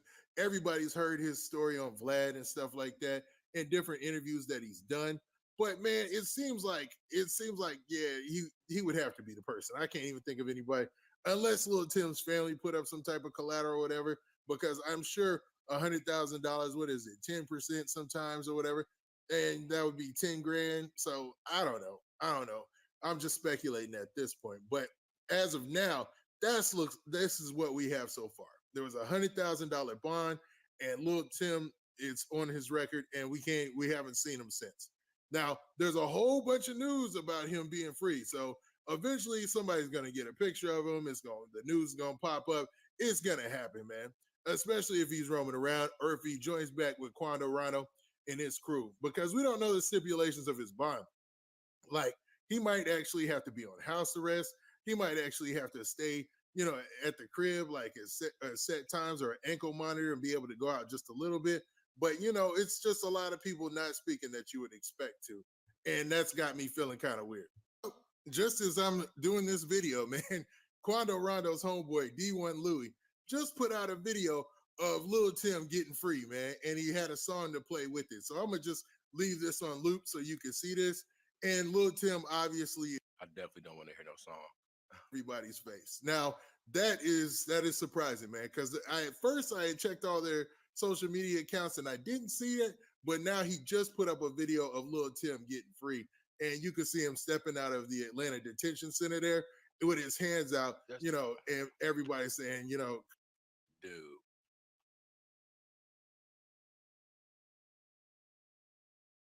Witty apparatus. Congratulating him home or whatnot. That's not the Atlanta detention center, dude. Anyway, let me know what y'all think. Are you surprised? Are you not surprised? Where's your head at? I'm not surprised at all. And nobody's going to retaliate. He'll be fine. Watch. He'll be fine. Make sure y'all like, share, comment, subscribe. Peace. Let's get high, yeah, you know I'm about to roll up. Let's get please, yeah, you know I gotta pull up. Let's live life real once I'm about to turn up. Get fly, open show, it's about to go up. Let's get high, yeah, you know I'm about to roll up. Let's get please, yeah, you know I gotta pull up. Let's live life real once I'm about to turn up. Broke my blunt and passed my lighter. Lit shit, get higher. I'm the hottest, call me fire. Talk out, jump up, live my life up. 3.5 in the font, a little nigga, that's a big joint. Big buzz, I only smoke loud down here when you make noise. Like an index finger to the temple, I'm trying to prove a big point. Big facts. I ain't no pup, I'm a big dog, I only smoke big joints. Let's get high, yeah, you know I'm about to roll up. Let's get please, yeah, you know I gotta pull up. Let's live life, little once I'm about to turn up. Get fly, okay, show it's about to go up. Let's get high, yeah, you know I'm about to roll up. Let's get please, yeah, you know I gotta pull up. Let's live life, little once I'm about to turn up. Broke my blunt and passed my lighter. Lit top shit, get higher. I'm the hottest, call me fire. Talk out, jump up, live my life up. Gang, gang, gang. We back in the Trap House Kitchen. What's going on? You rocking with the Trap Nerd? I want to thank everybody that subs to the channel and returns to the channel. It's greatly appreciated. I want to cover this story, or two stories. Masked bank robber shows you can't believe what you see. Man wearing a mask passes school bomb threats note at restaurants in hopes of robbing a bank. New photos from police of an elaborate mask. Police in Westmoreland County say. Y'all see that, right? Now pay attention. A man put this on and made threats that prompted an early dismissal at 2 high schools. Students at Norwin and Jeanette were sent home. I wonder if they'll show him in the mask. On surveillance video. Notice a difference? The mask was a very high quality mask. Surveillance video. Notice a difference? The mask. Wow. They were able to get a license plate off of the vehicle. Covered up his hands and everything. Police and bomb sniffing dogs raced to the schools while police say Dell did this. Got into a black Dodge Charger, I believe the vehicle was. They were able to get a license plate off of the vehicle. It turned out that the license plate was stolen from another car. Here he is in cuffs in police custody. And here is Dell early Tuesday on surveillance video. Notice a difference? Yeah. So don't put nothing past Hollywood. Don't put anything past Hollywood. Oh, what's that down here? Yeah, they're wearing masks, you guys. We show you surveillance photos like these all the time, and maybe you recognize the person in the video, but your eyes can deceive you even about your own child. Yeah, that's really true. And tonight, we actually show you a stunning local case that will make you scratch your head a little bit and wonder if what you just saw was indeed real. And it also illuminates what prosecutors say is a real problem. Eyewitness accounts. They say they're so unreliable, they may just be the worst kind of evidence.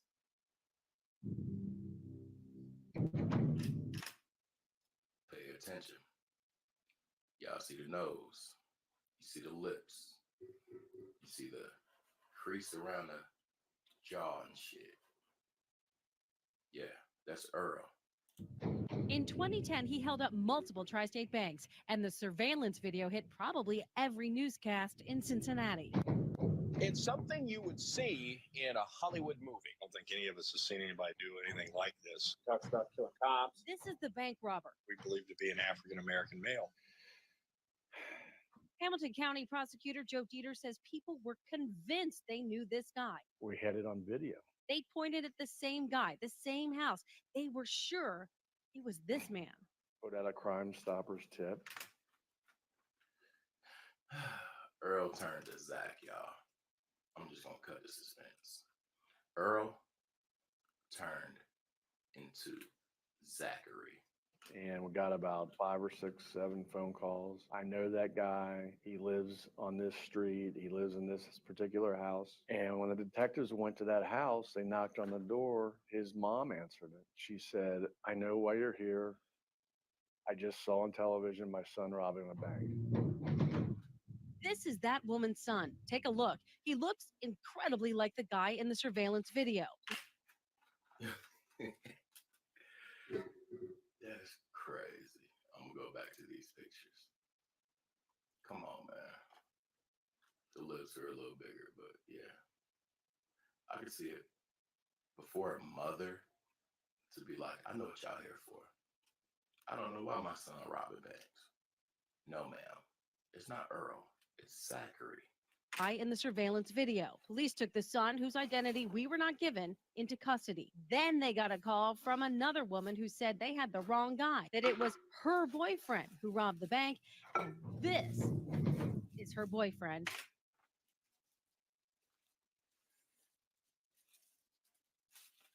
Y'all see it? I ain't even gotta say nothing. Earl turned into Zachary. So we went from this, that there, to this here. Yeah. Conrad Zerdiak. Actual perpetrator was white as could be. He had bought a theatrical mask from Beverly Hills, which cost a few $1,000s. And it's very lifelike. And he had it on. And it looks like the guy they called Crime Stoppers about. I mean, his mom said. His mother said it. He did it. He did it. It looked just like her son. Sunglasses covered Zerdiak's blue eyes. Gloves. All right, so what do you say to your mom, y'all? What do you say to your mom who's just convicted you? Well, accused you of robbing banks. And the whole time, it's this little Caucasian dude named Conrad. Not Jerome, but Conrad. How do you look at your mother? Do you look at her like, damn? So if I did do it, you were going to get me up easy. Damn. You think I would be out here robbing banks? How would you look at your mother? Because at the end of the day, Jerome turned to Conrad. How the fuck did you get the big lips, the big nose, the eyebrows? Then you got this little white dude named Conrad. I wonder how much money he made robbing these banks with all this, with this mask and all this shit. Let's check it out some more. Covered his hands. That just tells you don't believe what you see all the time, because you could be dead wrong. Joe Dieters will no longer take one person's word for it, ever since this man was wrongly imprisoned for rape based on one person's identification. You can't rely solely on identification. It's a recipe for some type of disaster. And I think a disaster is an innocent person in prison. He says eyewitness accounts are the worst kind of evidence. I would consider identification as one piece of evidence. It should never be the only piece of evidence.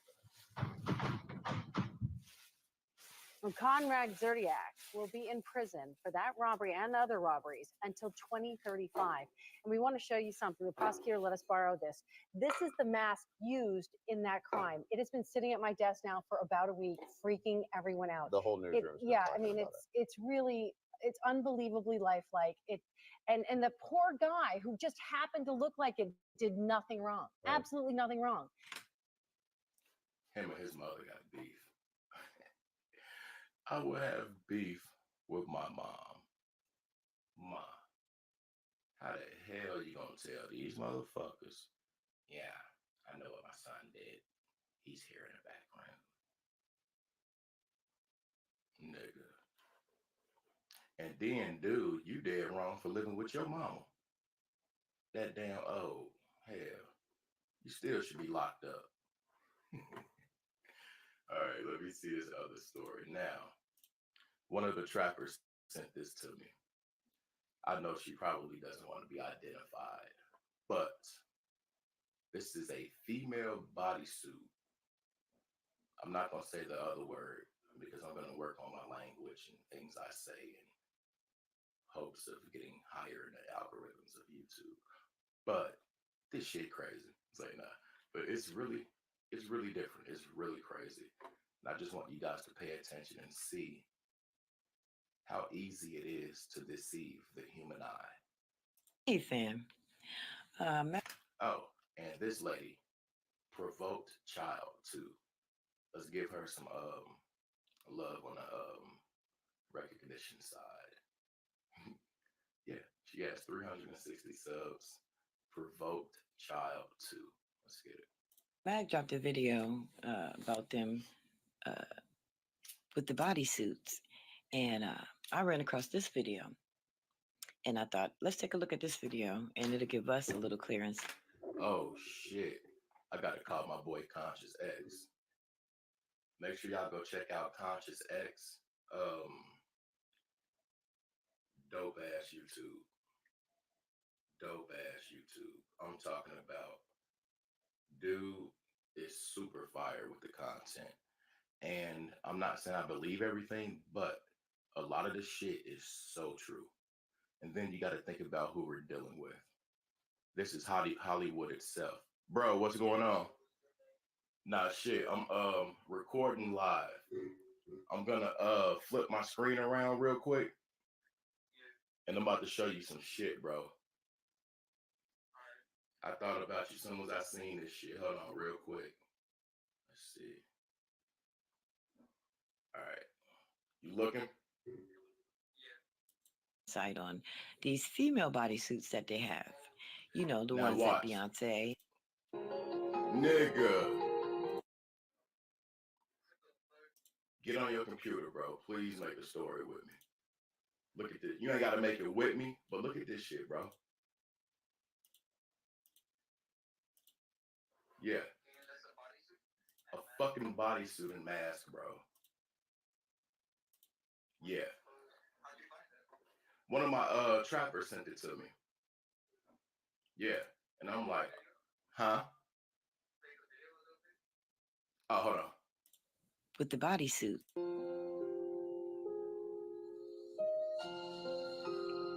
That's from the whole start. There it is. Is that a dude?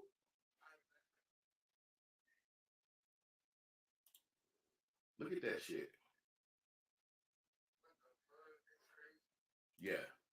I'm gonna get back to this story though, bro. Make sure you check that shit out, bro. I got you. All right. Peace. My bad, y'all. That was my boy Conscious X. I had to show dude. All right, let's check this shit out. And I apologize once again. Mag dropped a video about them with the bodysuits, and I ran across this video, and I thought, let's take a look at this video, and it'll give us a little clear insight on these female bodysuits that they have. You know, the ones that Beyonce and Jennifer Lopez and all the rest of the. Is that how these hoes stay fine? That's why I don't love. I'm gonna just let it play. I ain't gonna talk too much. I'm sorry, y'all. Drags put on to get you to lust over them. Men, to get you to lust over them because they are men themselves. Okay, so let's take a look at this video and see if we can, get a clear picture of them.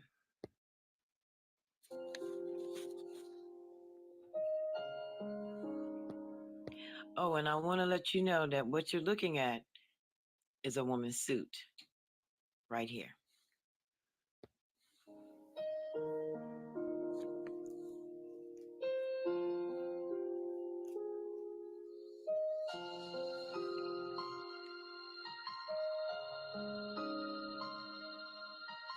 There it is, laying right there on the table.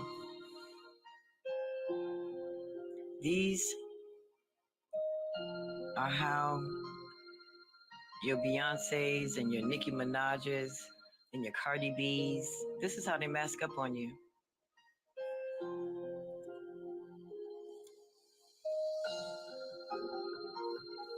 It's a whole entire suit. See? Look at the titties. Look at the supple, perky, round breast. I be feeling bad for the niggas that just go for that shit. Fat asses and big titties and all that shit. I've never been big on the artificialness of things like that. But this will be enough to make a nigga be like, Like, yeah, dude, it's a whole man up under that suit. This is why when I go to Atlanta, I look at the ground when I walk. I don't even look at ladies because that lady was probably an ex nigga.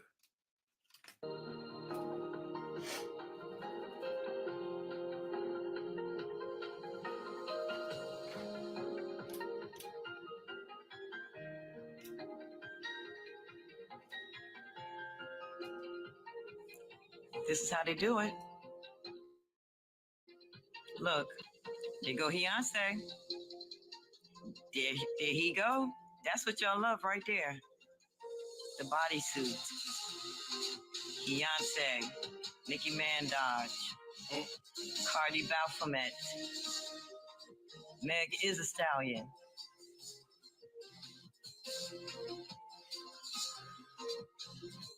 Taylor Swift, Brandy, Flo Milli, Za. All right, she said a lot of the questionables. Like, I don't know about Brandy. That shit. But what about Wendell Williams? Why isn't Wendell Williams' name mentioned? Here they go.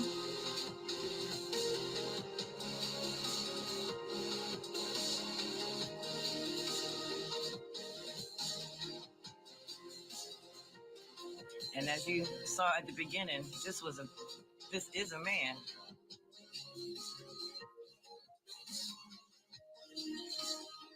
Look at Beyonce. There go Beyonce.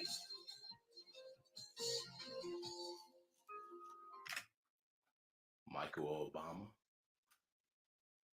I never thought that was a woman. Michael Obama. Come on, man. Michael used to beat up the ex-president. I want you to look at this. I want you to take it in because this is what you love. You love cone. You love latex. You love implants. You love makeup. You love a wig. Look at the eyes. Look how flush the eyes are, like with the lids and all of that shit. That shit is so flush, like.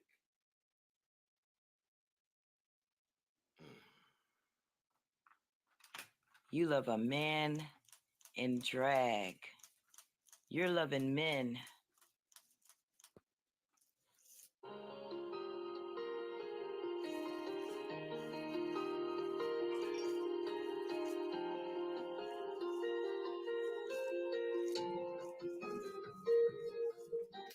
Look at how flush that is, y'all. Look at that. Just around the eye socket. God damn.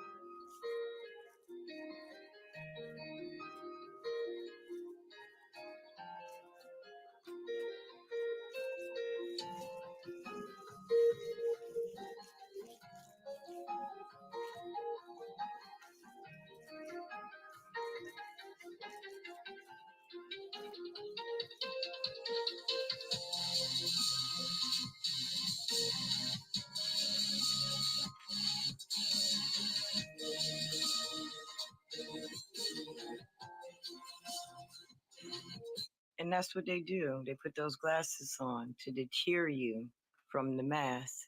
They put those lashes on. They put that makeup on around the eyes so that you don't focus in at the eyes are a little too far back, that there's a second lid there. you know, because you're too busy looking at the implants. Pay attention. They put the information out there, right in your face. You see this man just dressed up on you and became Beyonce, Cardi B, Zaha, Flo Milli, Meg Thee Stallion, right in front of you.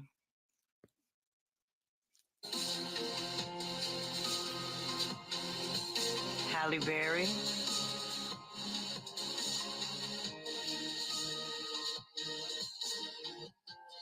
Chrissy Teigen. This is all the females that give you the love on the world stage.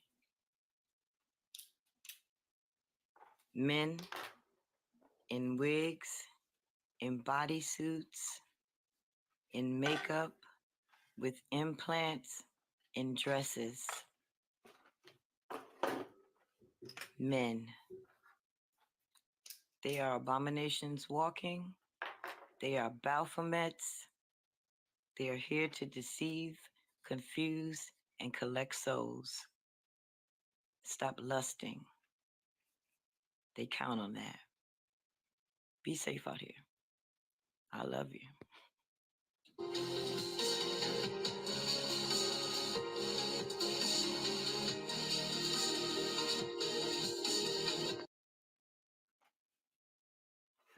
Let me know what y'all think. Like, share, comment. Make sure y'all please subscribe if you're not already. And let's get it. Peace.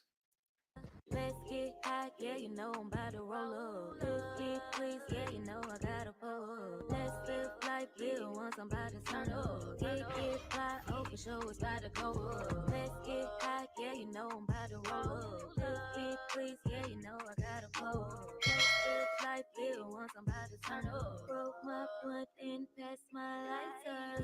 Hip hop shit, get higher. I'm the hottest, call me fire. Rock out, jump up, live my life up. Let's get high, yeah, you know I'm about to roll up. Let's get please, yeah, you know I gotta pull up. Let's live life, live once I'm about to turn up. Get fly, oh for sure it's about to go up. Let's get high, yeah, you know I'm about to roll up. Let's get please, yeah, you know I gotta pull up. Let's live life, live once I'm about to turn up. Broke my blunt and passed my lighter. Hip hop shit, get higher. I'm the hottest, call me fire. Rock out, jump up, live my life up. Deep 3.5 in the font a little nigga, that's a big joint. Big buzz, I only smoke loud, I don't hear when you make noise. Like an index finger to the temple, I'm trying to prove a big point. Big facts. I ain't no pup, I'm a big dog, I only smoke big joints. Gang, gang, gang. What's poppin' in the trap house kitchen? You rockin' with the trap nerd. We back in this bitch. Like, nah. But yeah, thanks for all the subs and everything that's with the channel. And thanks for all the new subs. New trappers, I'm sorry, y'all. I hate calling y'all subs. That just sounds different. But anyway, thanks for being here. There's a million other channels you could be viewing right now. I'll make this quick, short, and simple. King Von. We're gonna be going to a page called Fame vs. Sacrifice. And she's a very interesting lady. And yeah, we're just gonna watch it. Let's check it out. This entrepreneur brand logo was done by a top freelancer on Fiverr. Is simply wow. Those stylized brand. And Odie Perry was part of the black. Somebody look at your neighbor and say she finna bring it tonight. And if you ain't got a neighbor, look at yourself and say she finna bring it to fuck a night. Oh, we gonna jump right into it, cause that's how we do it over here.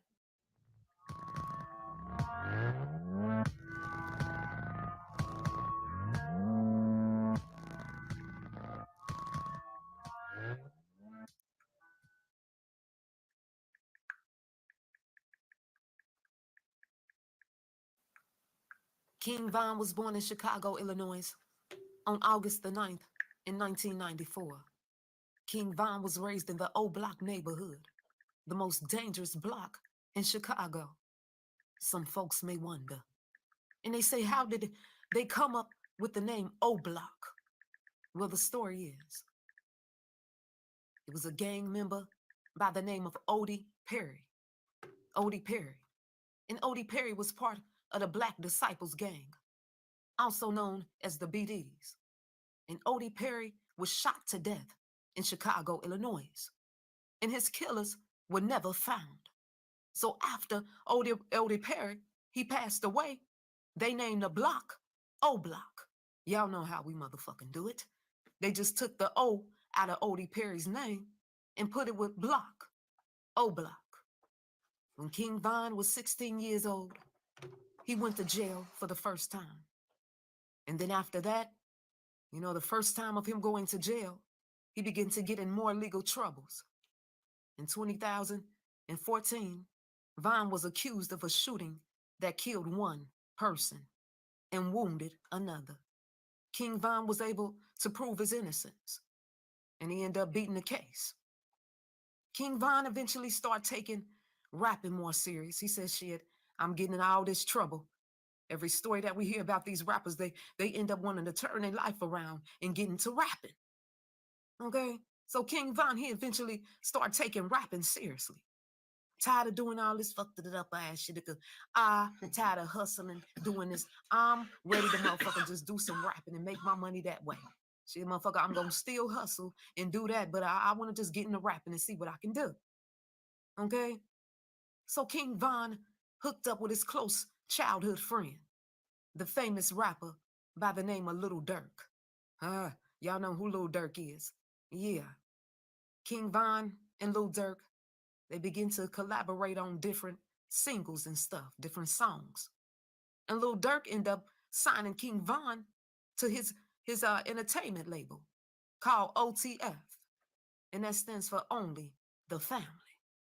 After Little Durk signed King Von to his Only the Family label,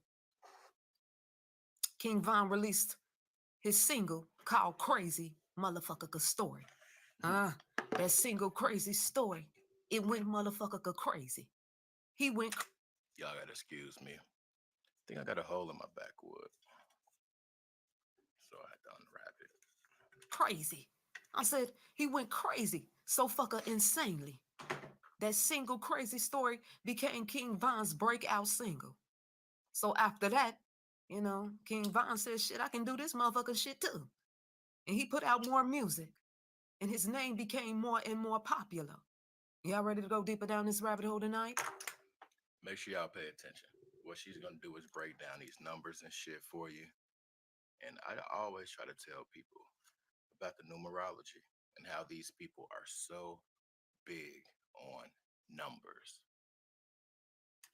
I said, are you ready to go deeper down this rabbit hole to motherfucker tonight? Because it's always something that we can find. The news reported that King Von was involved in an altercation in a downtown Atlanta nightclub. Excuse me. He was involved in an altercation in a downtown Atlanta nightclub. And I want to say this. The footage that's going around on the internet is supposedly Quando Rondo. Him and Quando Rondo fighting and shit. And King Von was getting the best of Quando Rondo. If we sync that video and if that's Quando Rondo.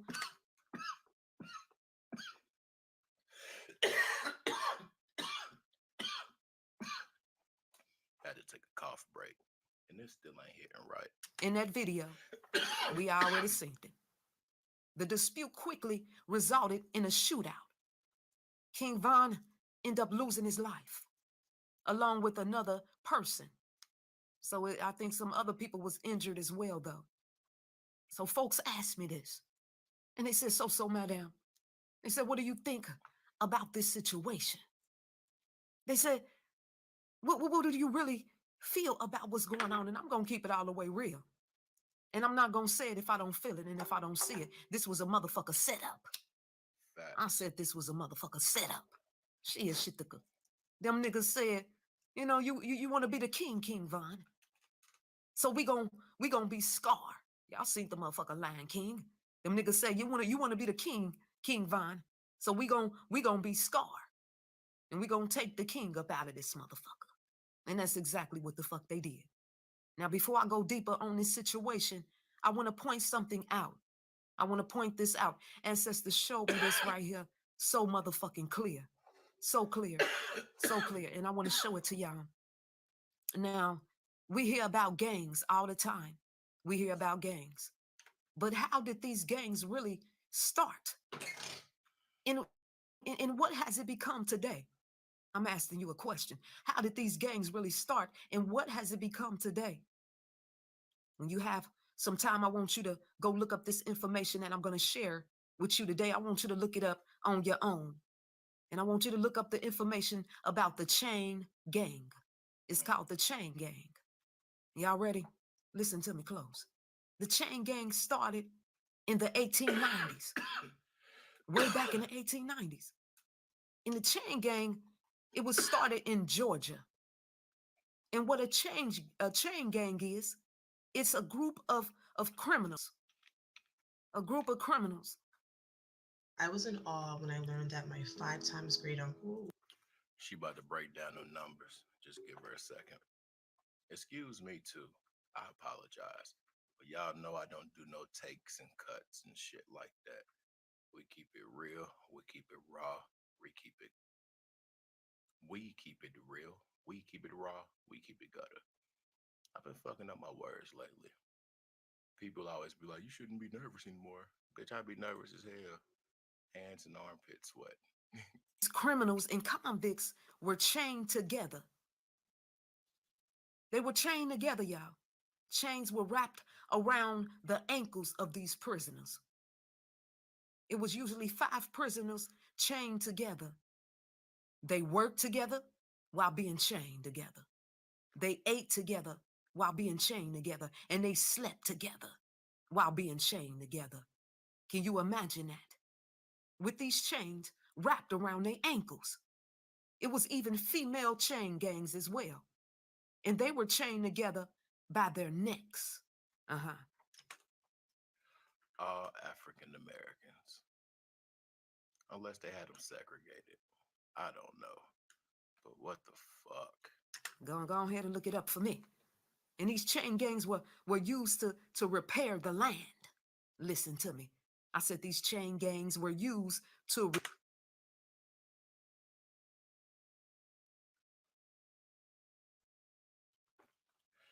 criminalizing blackness, imprisonment after slavery, black children chain gang in early 1900s. Look at these. repair the land. I'm going somewhere with this tonight. I need you to stay with me. They would repair buildings, roads, or clearing the land. This chain gang was able to receive credit for a high school diploma and lockdowns for rule in infractions. They was able to avoid disciplinary lockdown for rule infractions. So what does that mean? What does that mean? What that means is these motherfucking chain gang, they could commit criminal acts and get a motherfucker away with it. Why? Because they was part of this motherfucker chain gang. It go deeper than what you think. Okay? It's gonna fuck your head up when you read the purpose of these chain gangs. I said go do the research. I'm reading it to you right now so you can read it back later. But when you see the purpose of these chain gangs, it'll fuck your head up. Why these powder face fuckers even created something like this? Y'all want to look it up? I know y'all did. Let's see. Let's go ahead and look it up. I hate when my keyboard is uneven. This shit pisses me off.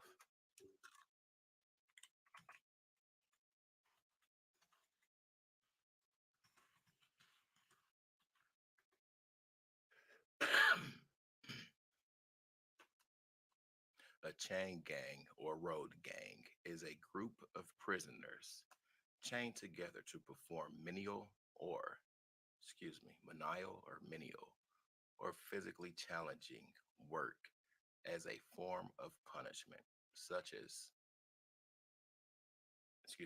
punishment must include repairing buildings, roads, or clearing land. The system was notably used in the convict era of Australia and southern states. Let's see.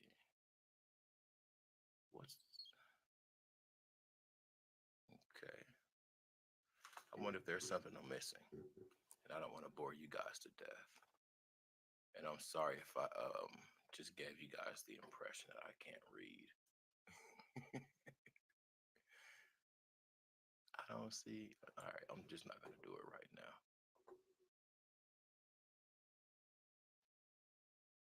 Yeah, I'm not going to do it right now. I'll do it later, maybe. Chain gangs were created for punishing people. It was created to get black people to be servitude and obey. It was created to satisfy. Listen, and I'm not saying this. You can go read, and this is what it's saying. This chain gang was created to satisfy the needs of politicians to appear tough on crime and to also serve as a deterrent to crime. So let's put this shit together. So that's damn near what they doing in Jamaica. When in doubt, just say, almost. let me talk. That's damn near what they're doing in Jamaica almost to this day with these political groups and politicians there in Jamaica. Now y'all go look that shit up. Oh my God. Yeah, it's different. Most of them, the GDs, the BDs, etc. There's some other ones too. The list goes on and on. These gangs are chain gangs. That's what they really are. These motherfuckers are really part of chain gangs. The only difference is, listen to me, these fuckers ain't locked or chained together in no damn a jail cell. They ain't locked down in no jail cell. The powers that be got these motherfucking chains gangs loose on the motherfucking street. Loose on the street. Got these gangs loose on the motherfucking street. What some of y'all don't know is most of these gangs is actually working for the police. And some of these niggas, they ain't even being locked up for the crimes that they are committing. You know why? It's because they down with the motherfucking chain gang.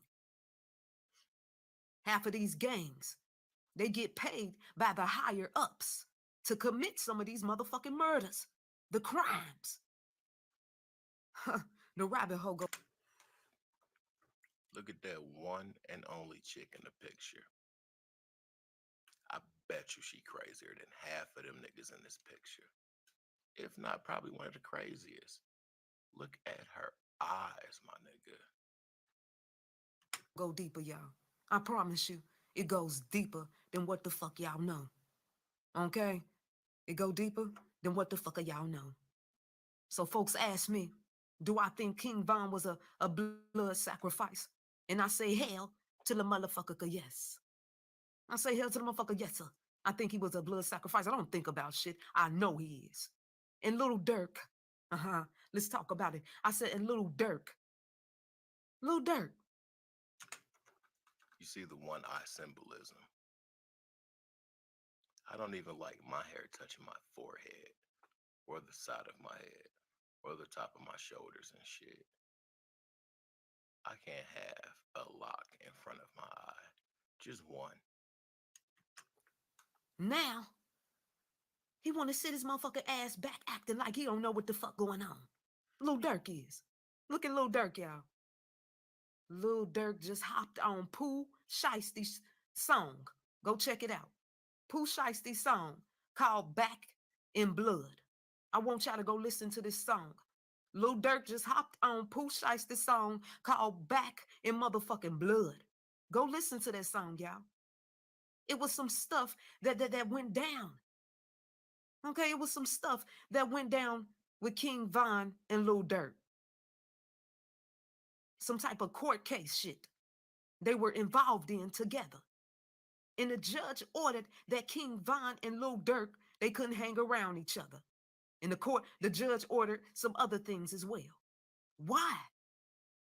Why the motherfucker judge tell this motherfucker, y'all can't hang around each other like they 3 years old, right? Why? Because the motherfucker sacrifice was being set the fucker upper. Shit, don't fuck with a bitch tonight. I said the sacrifice was being set up.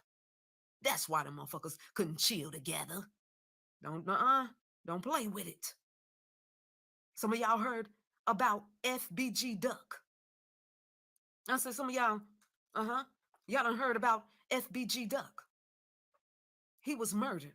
I want y'all to go listen to his song, FBG Duck. He made a song called I'm from 63rd. Okay? Excuse me, I got something in my mouth. I'm from 63rd. He said Lil Durk was a fucking white boy. To break it down real easy, he was saying that motherfucker Lil Durk was an Uncle Tom ass motherfucker. He said this motherfucker's supposed to be head of the gang. That's the most hair I've seen on this weird ass looking nigga's face. That's the most hair I've seen on his face ever. Big beady-eyed motherfucker. I can't look at dude like that. Can't listen to his music. Just a grimy nigga. In the gang and so hard and this and that, but this motherfucker is an Uncle ass Tom. Damn, how you gonna be in the gang and be an Uncle Tom? That's what Duck said about Lil Durk. Go listen to the song, y'all. I'm just pointing it the fucker out. I thought it was one of my best shows. I'm kind of salty. She didn't break down the numbers. I might show y'all the Nipsey video. But yeah, it's deep. It's deep shit. Come on now. FBG Duck said that in this song. He said this as well. Some people didn't catch on to this. He said Little Durk signed King Von to his label and shit just so he can sacrifice him at a later time. That's what he said in his song. Like, motherfucker, you just came here just so he can sacrifice you later. And go look when Duck released that song. I'm from the motherfucker 63. Damn, I wish she would do the numbers. This is like the only video she hasn't done the numbers. Something gotta be wrong. So? No, I'm playing. But yeah, any other video, she would do the numbers. And she would break a lot of this shit down for you. In a gematria. And it's like, wow. I'm gonna have to show you more of her work. I don't know why she didn't do it in this one. But I'll show you. Third. Come on, y'all. Y'all better start putting things together. Y'all know how we do it over here. Murder by numbers. Murder by numbers. Here we go. Said you know how we do it over here. Yeah, murder by numbers. King Von died on November 6th in 2020 this year. Let's go ahead and add it up. 1 + 1 + 6 + 2 + 2 = what? That's right, 12. 1 + 2 = what? 3. There go our 3 right there, y'all. He died at age 26. 2 × 6 = what? 12. 1 + 2 = what? 3. There go our other 6, our other 3, excuse me, right there. There go another 3. So what we do with that? What's 3 + 3? 6. There go our motherfucking 3-6 murder by numbers. I keep trying to tell y'all how to do this. Put it together. 3-6 murder by motherfucking numbers. I'm gonna come back with a part 2 on this video because the rabbit hole definitely go deeper. Okay, but I'm gonna come do this Mo 3 video and then I'm gonna come back live for the part 2 on this King Von video. All right? I love y'all all and I want y'all to be safe. So, let me know what y'all think. Make sure you like, share, comment, subscribe. Peace. Let's get high, yeah, you know I'm about to roll up. Let's get please, yeah, you know I gotta pull up. Let's live life, live once I'm about to turn up. Get fly, oh for sure it's about to go up. Let's get high, yeah, you know I'm about to roll up. Let's get please, yeah, you know I gotta pull up. Let's live turn up. Broke my blunt and passed my lighter. Hip hop shit, get higher. I'm the hottest, call me fire. Drop out, jump up, live my life up. 3.5 in the font, a little nigga, that's a big joint. Big buzz, I only smoke loud, I don't hear when you make noise. Like an index finger to the temple, I'm trying to prove a big point. Big facts. I ain't no pup, I'm a big dog, I only smoke big joints. In the studio. Gang, we back in the trap house Gang, kitchen. gang, we back in the trap house kitchen. What's poppin'? You are rocking with the trap nerd. I think that's me. I want to thank everybody that subs to the channel. I want to thank everybody that subs to the channel. I greatly appreciate it. I know I say that shit greatly every appreciate video. it. I know I say that shit every video. It's greatly appreciated. But greatly I really appreciate it. I really everybody that's always in the talk. chats. Everybody that's always in the chats. Sahara. We got Monte. So Inky, the We got moderator. So Inky, the moderator. Watch out for that Mr. Woke guy, y'all. Watch out for that Mr. Woke guy, y'all. He's a moderator and stuff. He's a moderator and stuff. But watch out for that. Woke up on the chat. Mr. Woke up on the chat. So nah, watch out. I want to shout out Donella. So nah, that's my baby. I want to shout out Donella too. That's my baby. So anyway, we're not gonna make this. So anyway, we're not gonna make this the shout out hour. But I got this like video. that. But I got this video. It's how NBA Youngboy finessed his way out of life in prison by the homie Mo Slides. Let's get it. Talked about the back and forth between G. In my last video, we talked about the back and forth between G Money and NBA Youngboy, which all came to a halt when Youngboy got locked up. In this video, we're gonna go deeper into the circumstances surrounding his case and how Youngboy managed to skate away from doing any serious time for these charges. This story takes place in November 2016 and really centers around Youngboy's cousin, Buzilla, a member of a Baton Rouge gang called BBG. We briefly talked about Buzilla in my last video because he made this video dissing Youngboy. Pull up, nigga. Fuck NBA, nigga. What up, baby Joe? Pull that bitch up. Youngboy and Buzilla's beef didn't last long though, and it was back on good terms almost instantly. But on November 2nd, 2016, while Boo was riding his bike, he gets murdered. And shortly after this, Youngboy assembles a crew to go get retaliation for his cousin. Now, it's a whole lot of rumors as to who was behind Buzilla's death, but the most common one is that it had something to do with him dissing another Baton Rouge rapper named Dissa. Buzilla dropped a song called Forgive Me, which featured cameos from Baby Joe and NBA Michi Baby way before their fame. But in this song, he dropped some disses towards Dissa. And shortly after Boo died, Dissa made this video talking about Youngboy. Slide about your cousin, nigga. Since you won't go there, how the fuck y'all beef and now he dead, you out there? Yeah, he a straight bitch. That was probably a whole bunch of behind the scenes shit that we don't know about Youngboy's issue with Dissa that caused Dissa to make that video. Youngboy implies the songs that there's some deeper issue, and what happened to Buzilla was some of his fault. R.I.P. Boo, we was breaking in houses, it's sad to say, but that shit led to him getting put in the couch. Behind that shit, I had to slide. Like, what the fuck were they talking? Buzilla's death set off a whole bunch of retaliation shootings, including one from NBA Youngboy himself. Around 9 a.m., just a few hours after Boo got killed, Youngboy gathered a few friends to go get some revenge. On this mission, we had NBA Ben 10, one of Youngboy's day one homies who we seen in music videos from way back, and the man who Youngboy named 10 Talk after. 10 was also the target of a federal investigation and is currently sitting in the feds. But on this mission, we had Ben 10 as the getaway driver. Next person in the car was NBA Self-Paid, aka NBA Big B, another one of Youngboy's day one homies who actually started rapping himself. But y'all might also know him from my King Von NBA Youngboy video. He was one of the first people that came out dissing King Von after his death. But on this mission, we had Self-Paid and Youngboy as the shooters. And finally, the fourth and last person in this car was NBA Joe, not to be confused with Baby Joe. At this time, Youngboy and Baby Joe weren't cool yet. NBA Joe was the one Youngboy was running with. NBA Joe himself even had a track up with Buzilla on YouTube. And at this time, Youngboy was constantly shouting him out as a shooter in songs. NBA Joe, he trying to go. I send that boy. I be with them hitters, got it Joe up in the car. Nigga play, gon' knock him out. The NBA Joe don't come around no more. If I was these niggas that they be talking If I about, was these niggas that they be talking about, I'd be like, bro, can you stop saying that shit in the song, bro? can you stop saying that shit in the song, You know bro? I really do that shit right.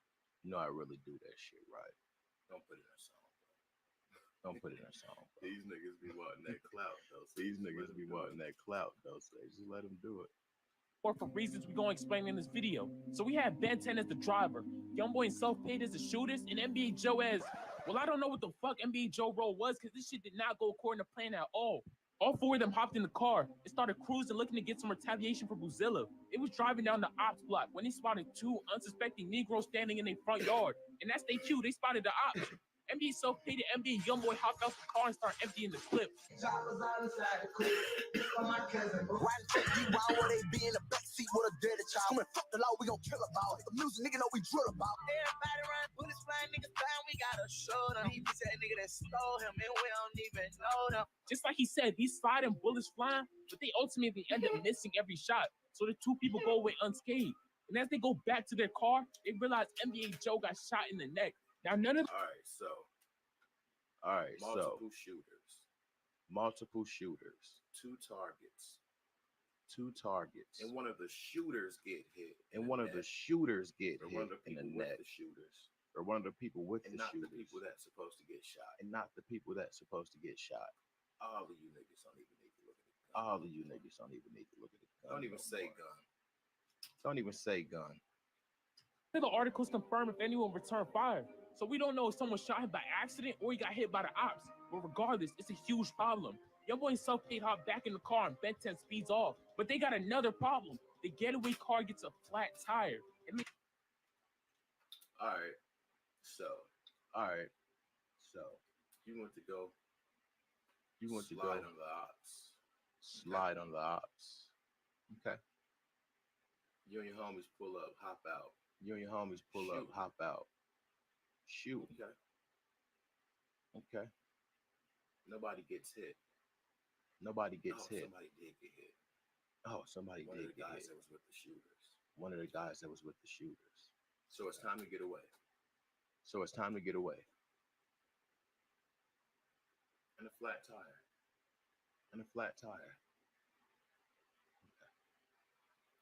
They should have all been done with street shit. They should have all been done with street shit after that How moment. much shit has to go wrong? How much shit has to go wrong? Back to back to back to back.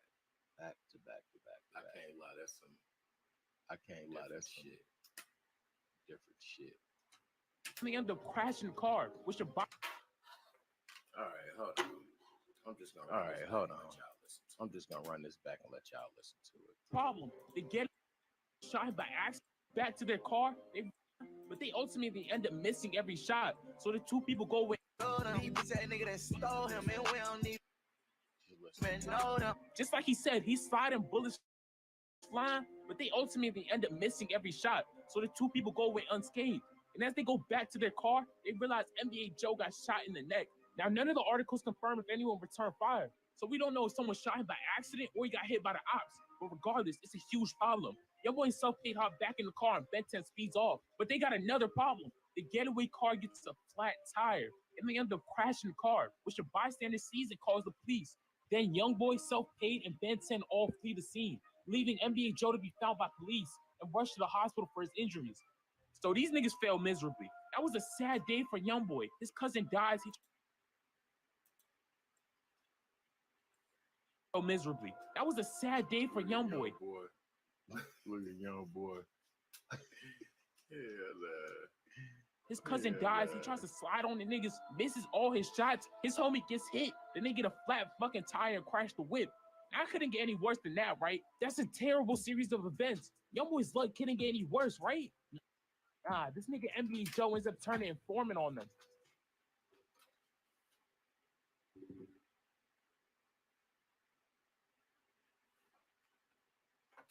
That should have been enough. About a month after this incident goes down, the police start scooping all of them up. They already got NBA Joe. They found him and the car at the scene. They catch Ben 10 shortly after, and the police trace Youngboy down to a show he had in Austin, Texas. Police have made a second arrest now in a string of shootings that erupted in Old South Baton Rouge last month. 17-year-old rapper Kentrell Golden, better known by his stage name NBA Youngboy, is behind bars tonight after being taken into custody by federal authorities.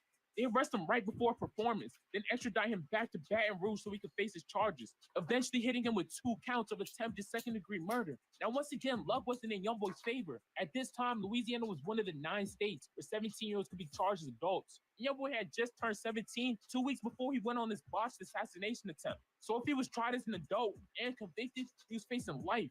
Youngboy also wasn't being let out on bail. which most likely has something to do with him previously being on the run. I was on house arrest. And I cut my house arrest bracelet out. I cut that bracelet off my leg when fuck with twin at the shop. Police going house to house, my grandpa talked to the cops. The whole time on the run, I slept on one time the couch. But while Youngboy was on the inside waiting to go to trial, his label was on the outside making sure he stayed relevant, dropping Mind of a Menace 3 Reloaded, basically just throwing a few songs that was already out on a mixtape. They also dropped a few pre-recorded songs and music videos that weren't really making too much noise. And Youngboy's homies on the outside also bought him a brand new mansion. Man, I wish YB was here for his new house, man. YB, we got that bitch waiting on you, baby. 12-car garage on you bitch-ass niggas. Oh yeah, and the reason you see NBA self-paid in this video is because they didn't even charge him for this drive-by until years later. They got him in 2019, 3 years after this whole thing went down. By then, everyone else involved had already been charged and released. But that's besides the point. At this time, Youngboy was sitting in the pen, and we got witnesses identifying him as a shooter. You know, probably not that hard to do when you're one of the biggest local rappers. The NBA Joe was telling too. And we don't know exactly what he said, but Youngboy and even his op Boulevard Quick mentioned Joe snitching in songs. My mama told me stake my ass, told me watch my homies, but I ain't listen. I shot and he told on me. Be my murder, I don't understand these niggas out your tennis. When on that mission, they completed cause you froze up. Him, the Joe, he trying to go, but he told him something. Youngboy rarely ever talks about being told on, and even blurred Joe's name out from that first song. But besides that snitching, it seems like Youngboy was doing good. In that jail is where he got close to one of his right-hand men today, Baby Joe. Baby Joe was close with Brazilla, and him and Youngboy probably bonded over that. But after sitting in that parish for about 8 months, Youngboy's lawyer worked out a deal for him. In exchange for Youngboy pleading guilty, they will reduce those 2 attempted murders to just 1 count of aggravated assault with a firearm. A pretty generous offer, which Youngboy accepted and was released on $50,000 bail shortly after. We saw Youngboy come out in a Burberry shirt, getting greeted by OG33, NBA Self-Paid, NBA KD, NBA Ben 10, and NBA Dump. This is one thing that always bothered me. This is one thing that always bothered me about Youngboy. Or not gonna say, I ain't gonna say Youngboy. What's his name? But Kodak what's his name? jail releases. Kodak jail releases. Let's see. Every time this guy's released from jail. This guy's released. Oh, from jail. wow. Oh, wow.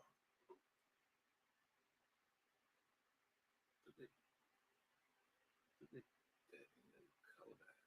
That new Kodak.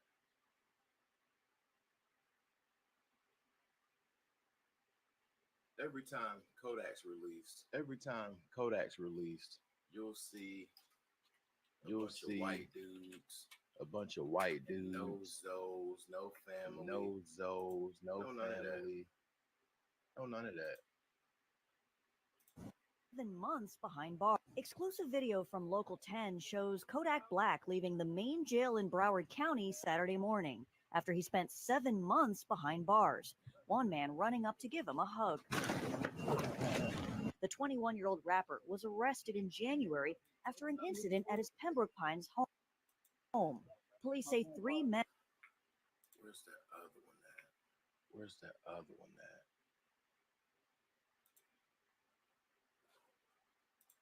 Exclusive video from Local. I'm gonna find that for y'all. I'm gonna find that for y'all. I promise I am. It's like it's different. It's like they're handlers. It's different. It's like they're handlers. Like they're straight handlers. Like they're straight handlers. Who are all key players later in the story. But it wasn't all sunshine. I swear I'm gonna find that video for y'all. That's one thing that always bothered me about. One thing that always bothered me the about release of Kodak. It's just like the release of Kodak. It's just like everybody else be having their niggas. Why there. everybody else be having their niggas On the there? other hand, But then you, on the other hand, it's some niggas that look like you work for them. Niggas that look like you work for them. Like like you work for them. Who carries a maximum of 10 years, and he was just out on bail. He still needed to get sentenced. But that 10 years looming over his head didn't discourage him from dropping music. And he took those 3 months before sentencing to run his clout through the roof. Going to jail is probably one of the best things you could do for your rap career. Youngboy came home and dropped his first song back, Untouchable, which is his 3rd biggest song to date. While Youngboy was awaiting sentencing, he was dropping hit after hit. Songs like No Smoking Graffiti, In August, he dropped his debut album under Atlantic, AI Youngboy. But while he was dropping his music, his street beefs were still escalating. Singers, actors, When y'all see these rappers, singers, actors, they're in their that leopard print. Just know something. But Just know something. I want you guys to look that up.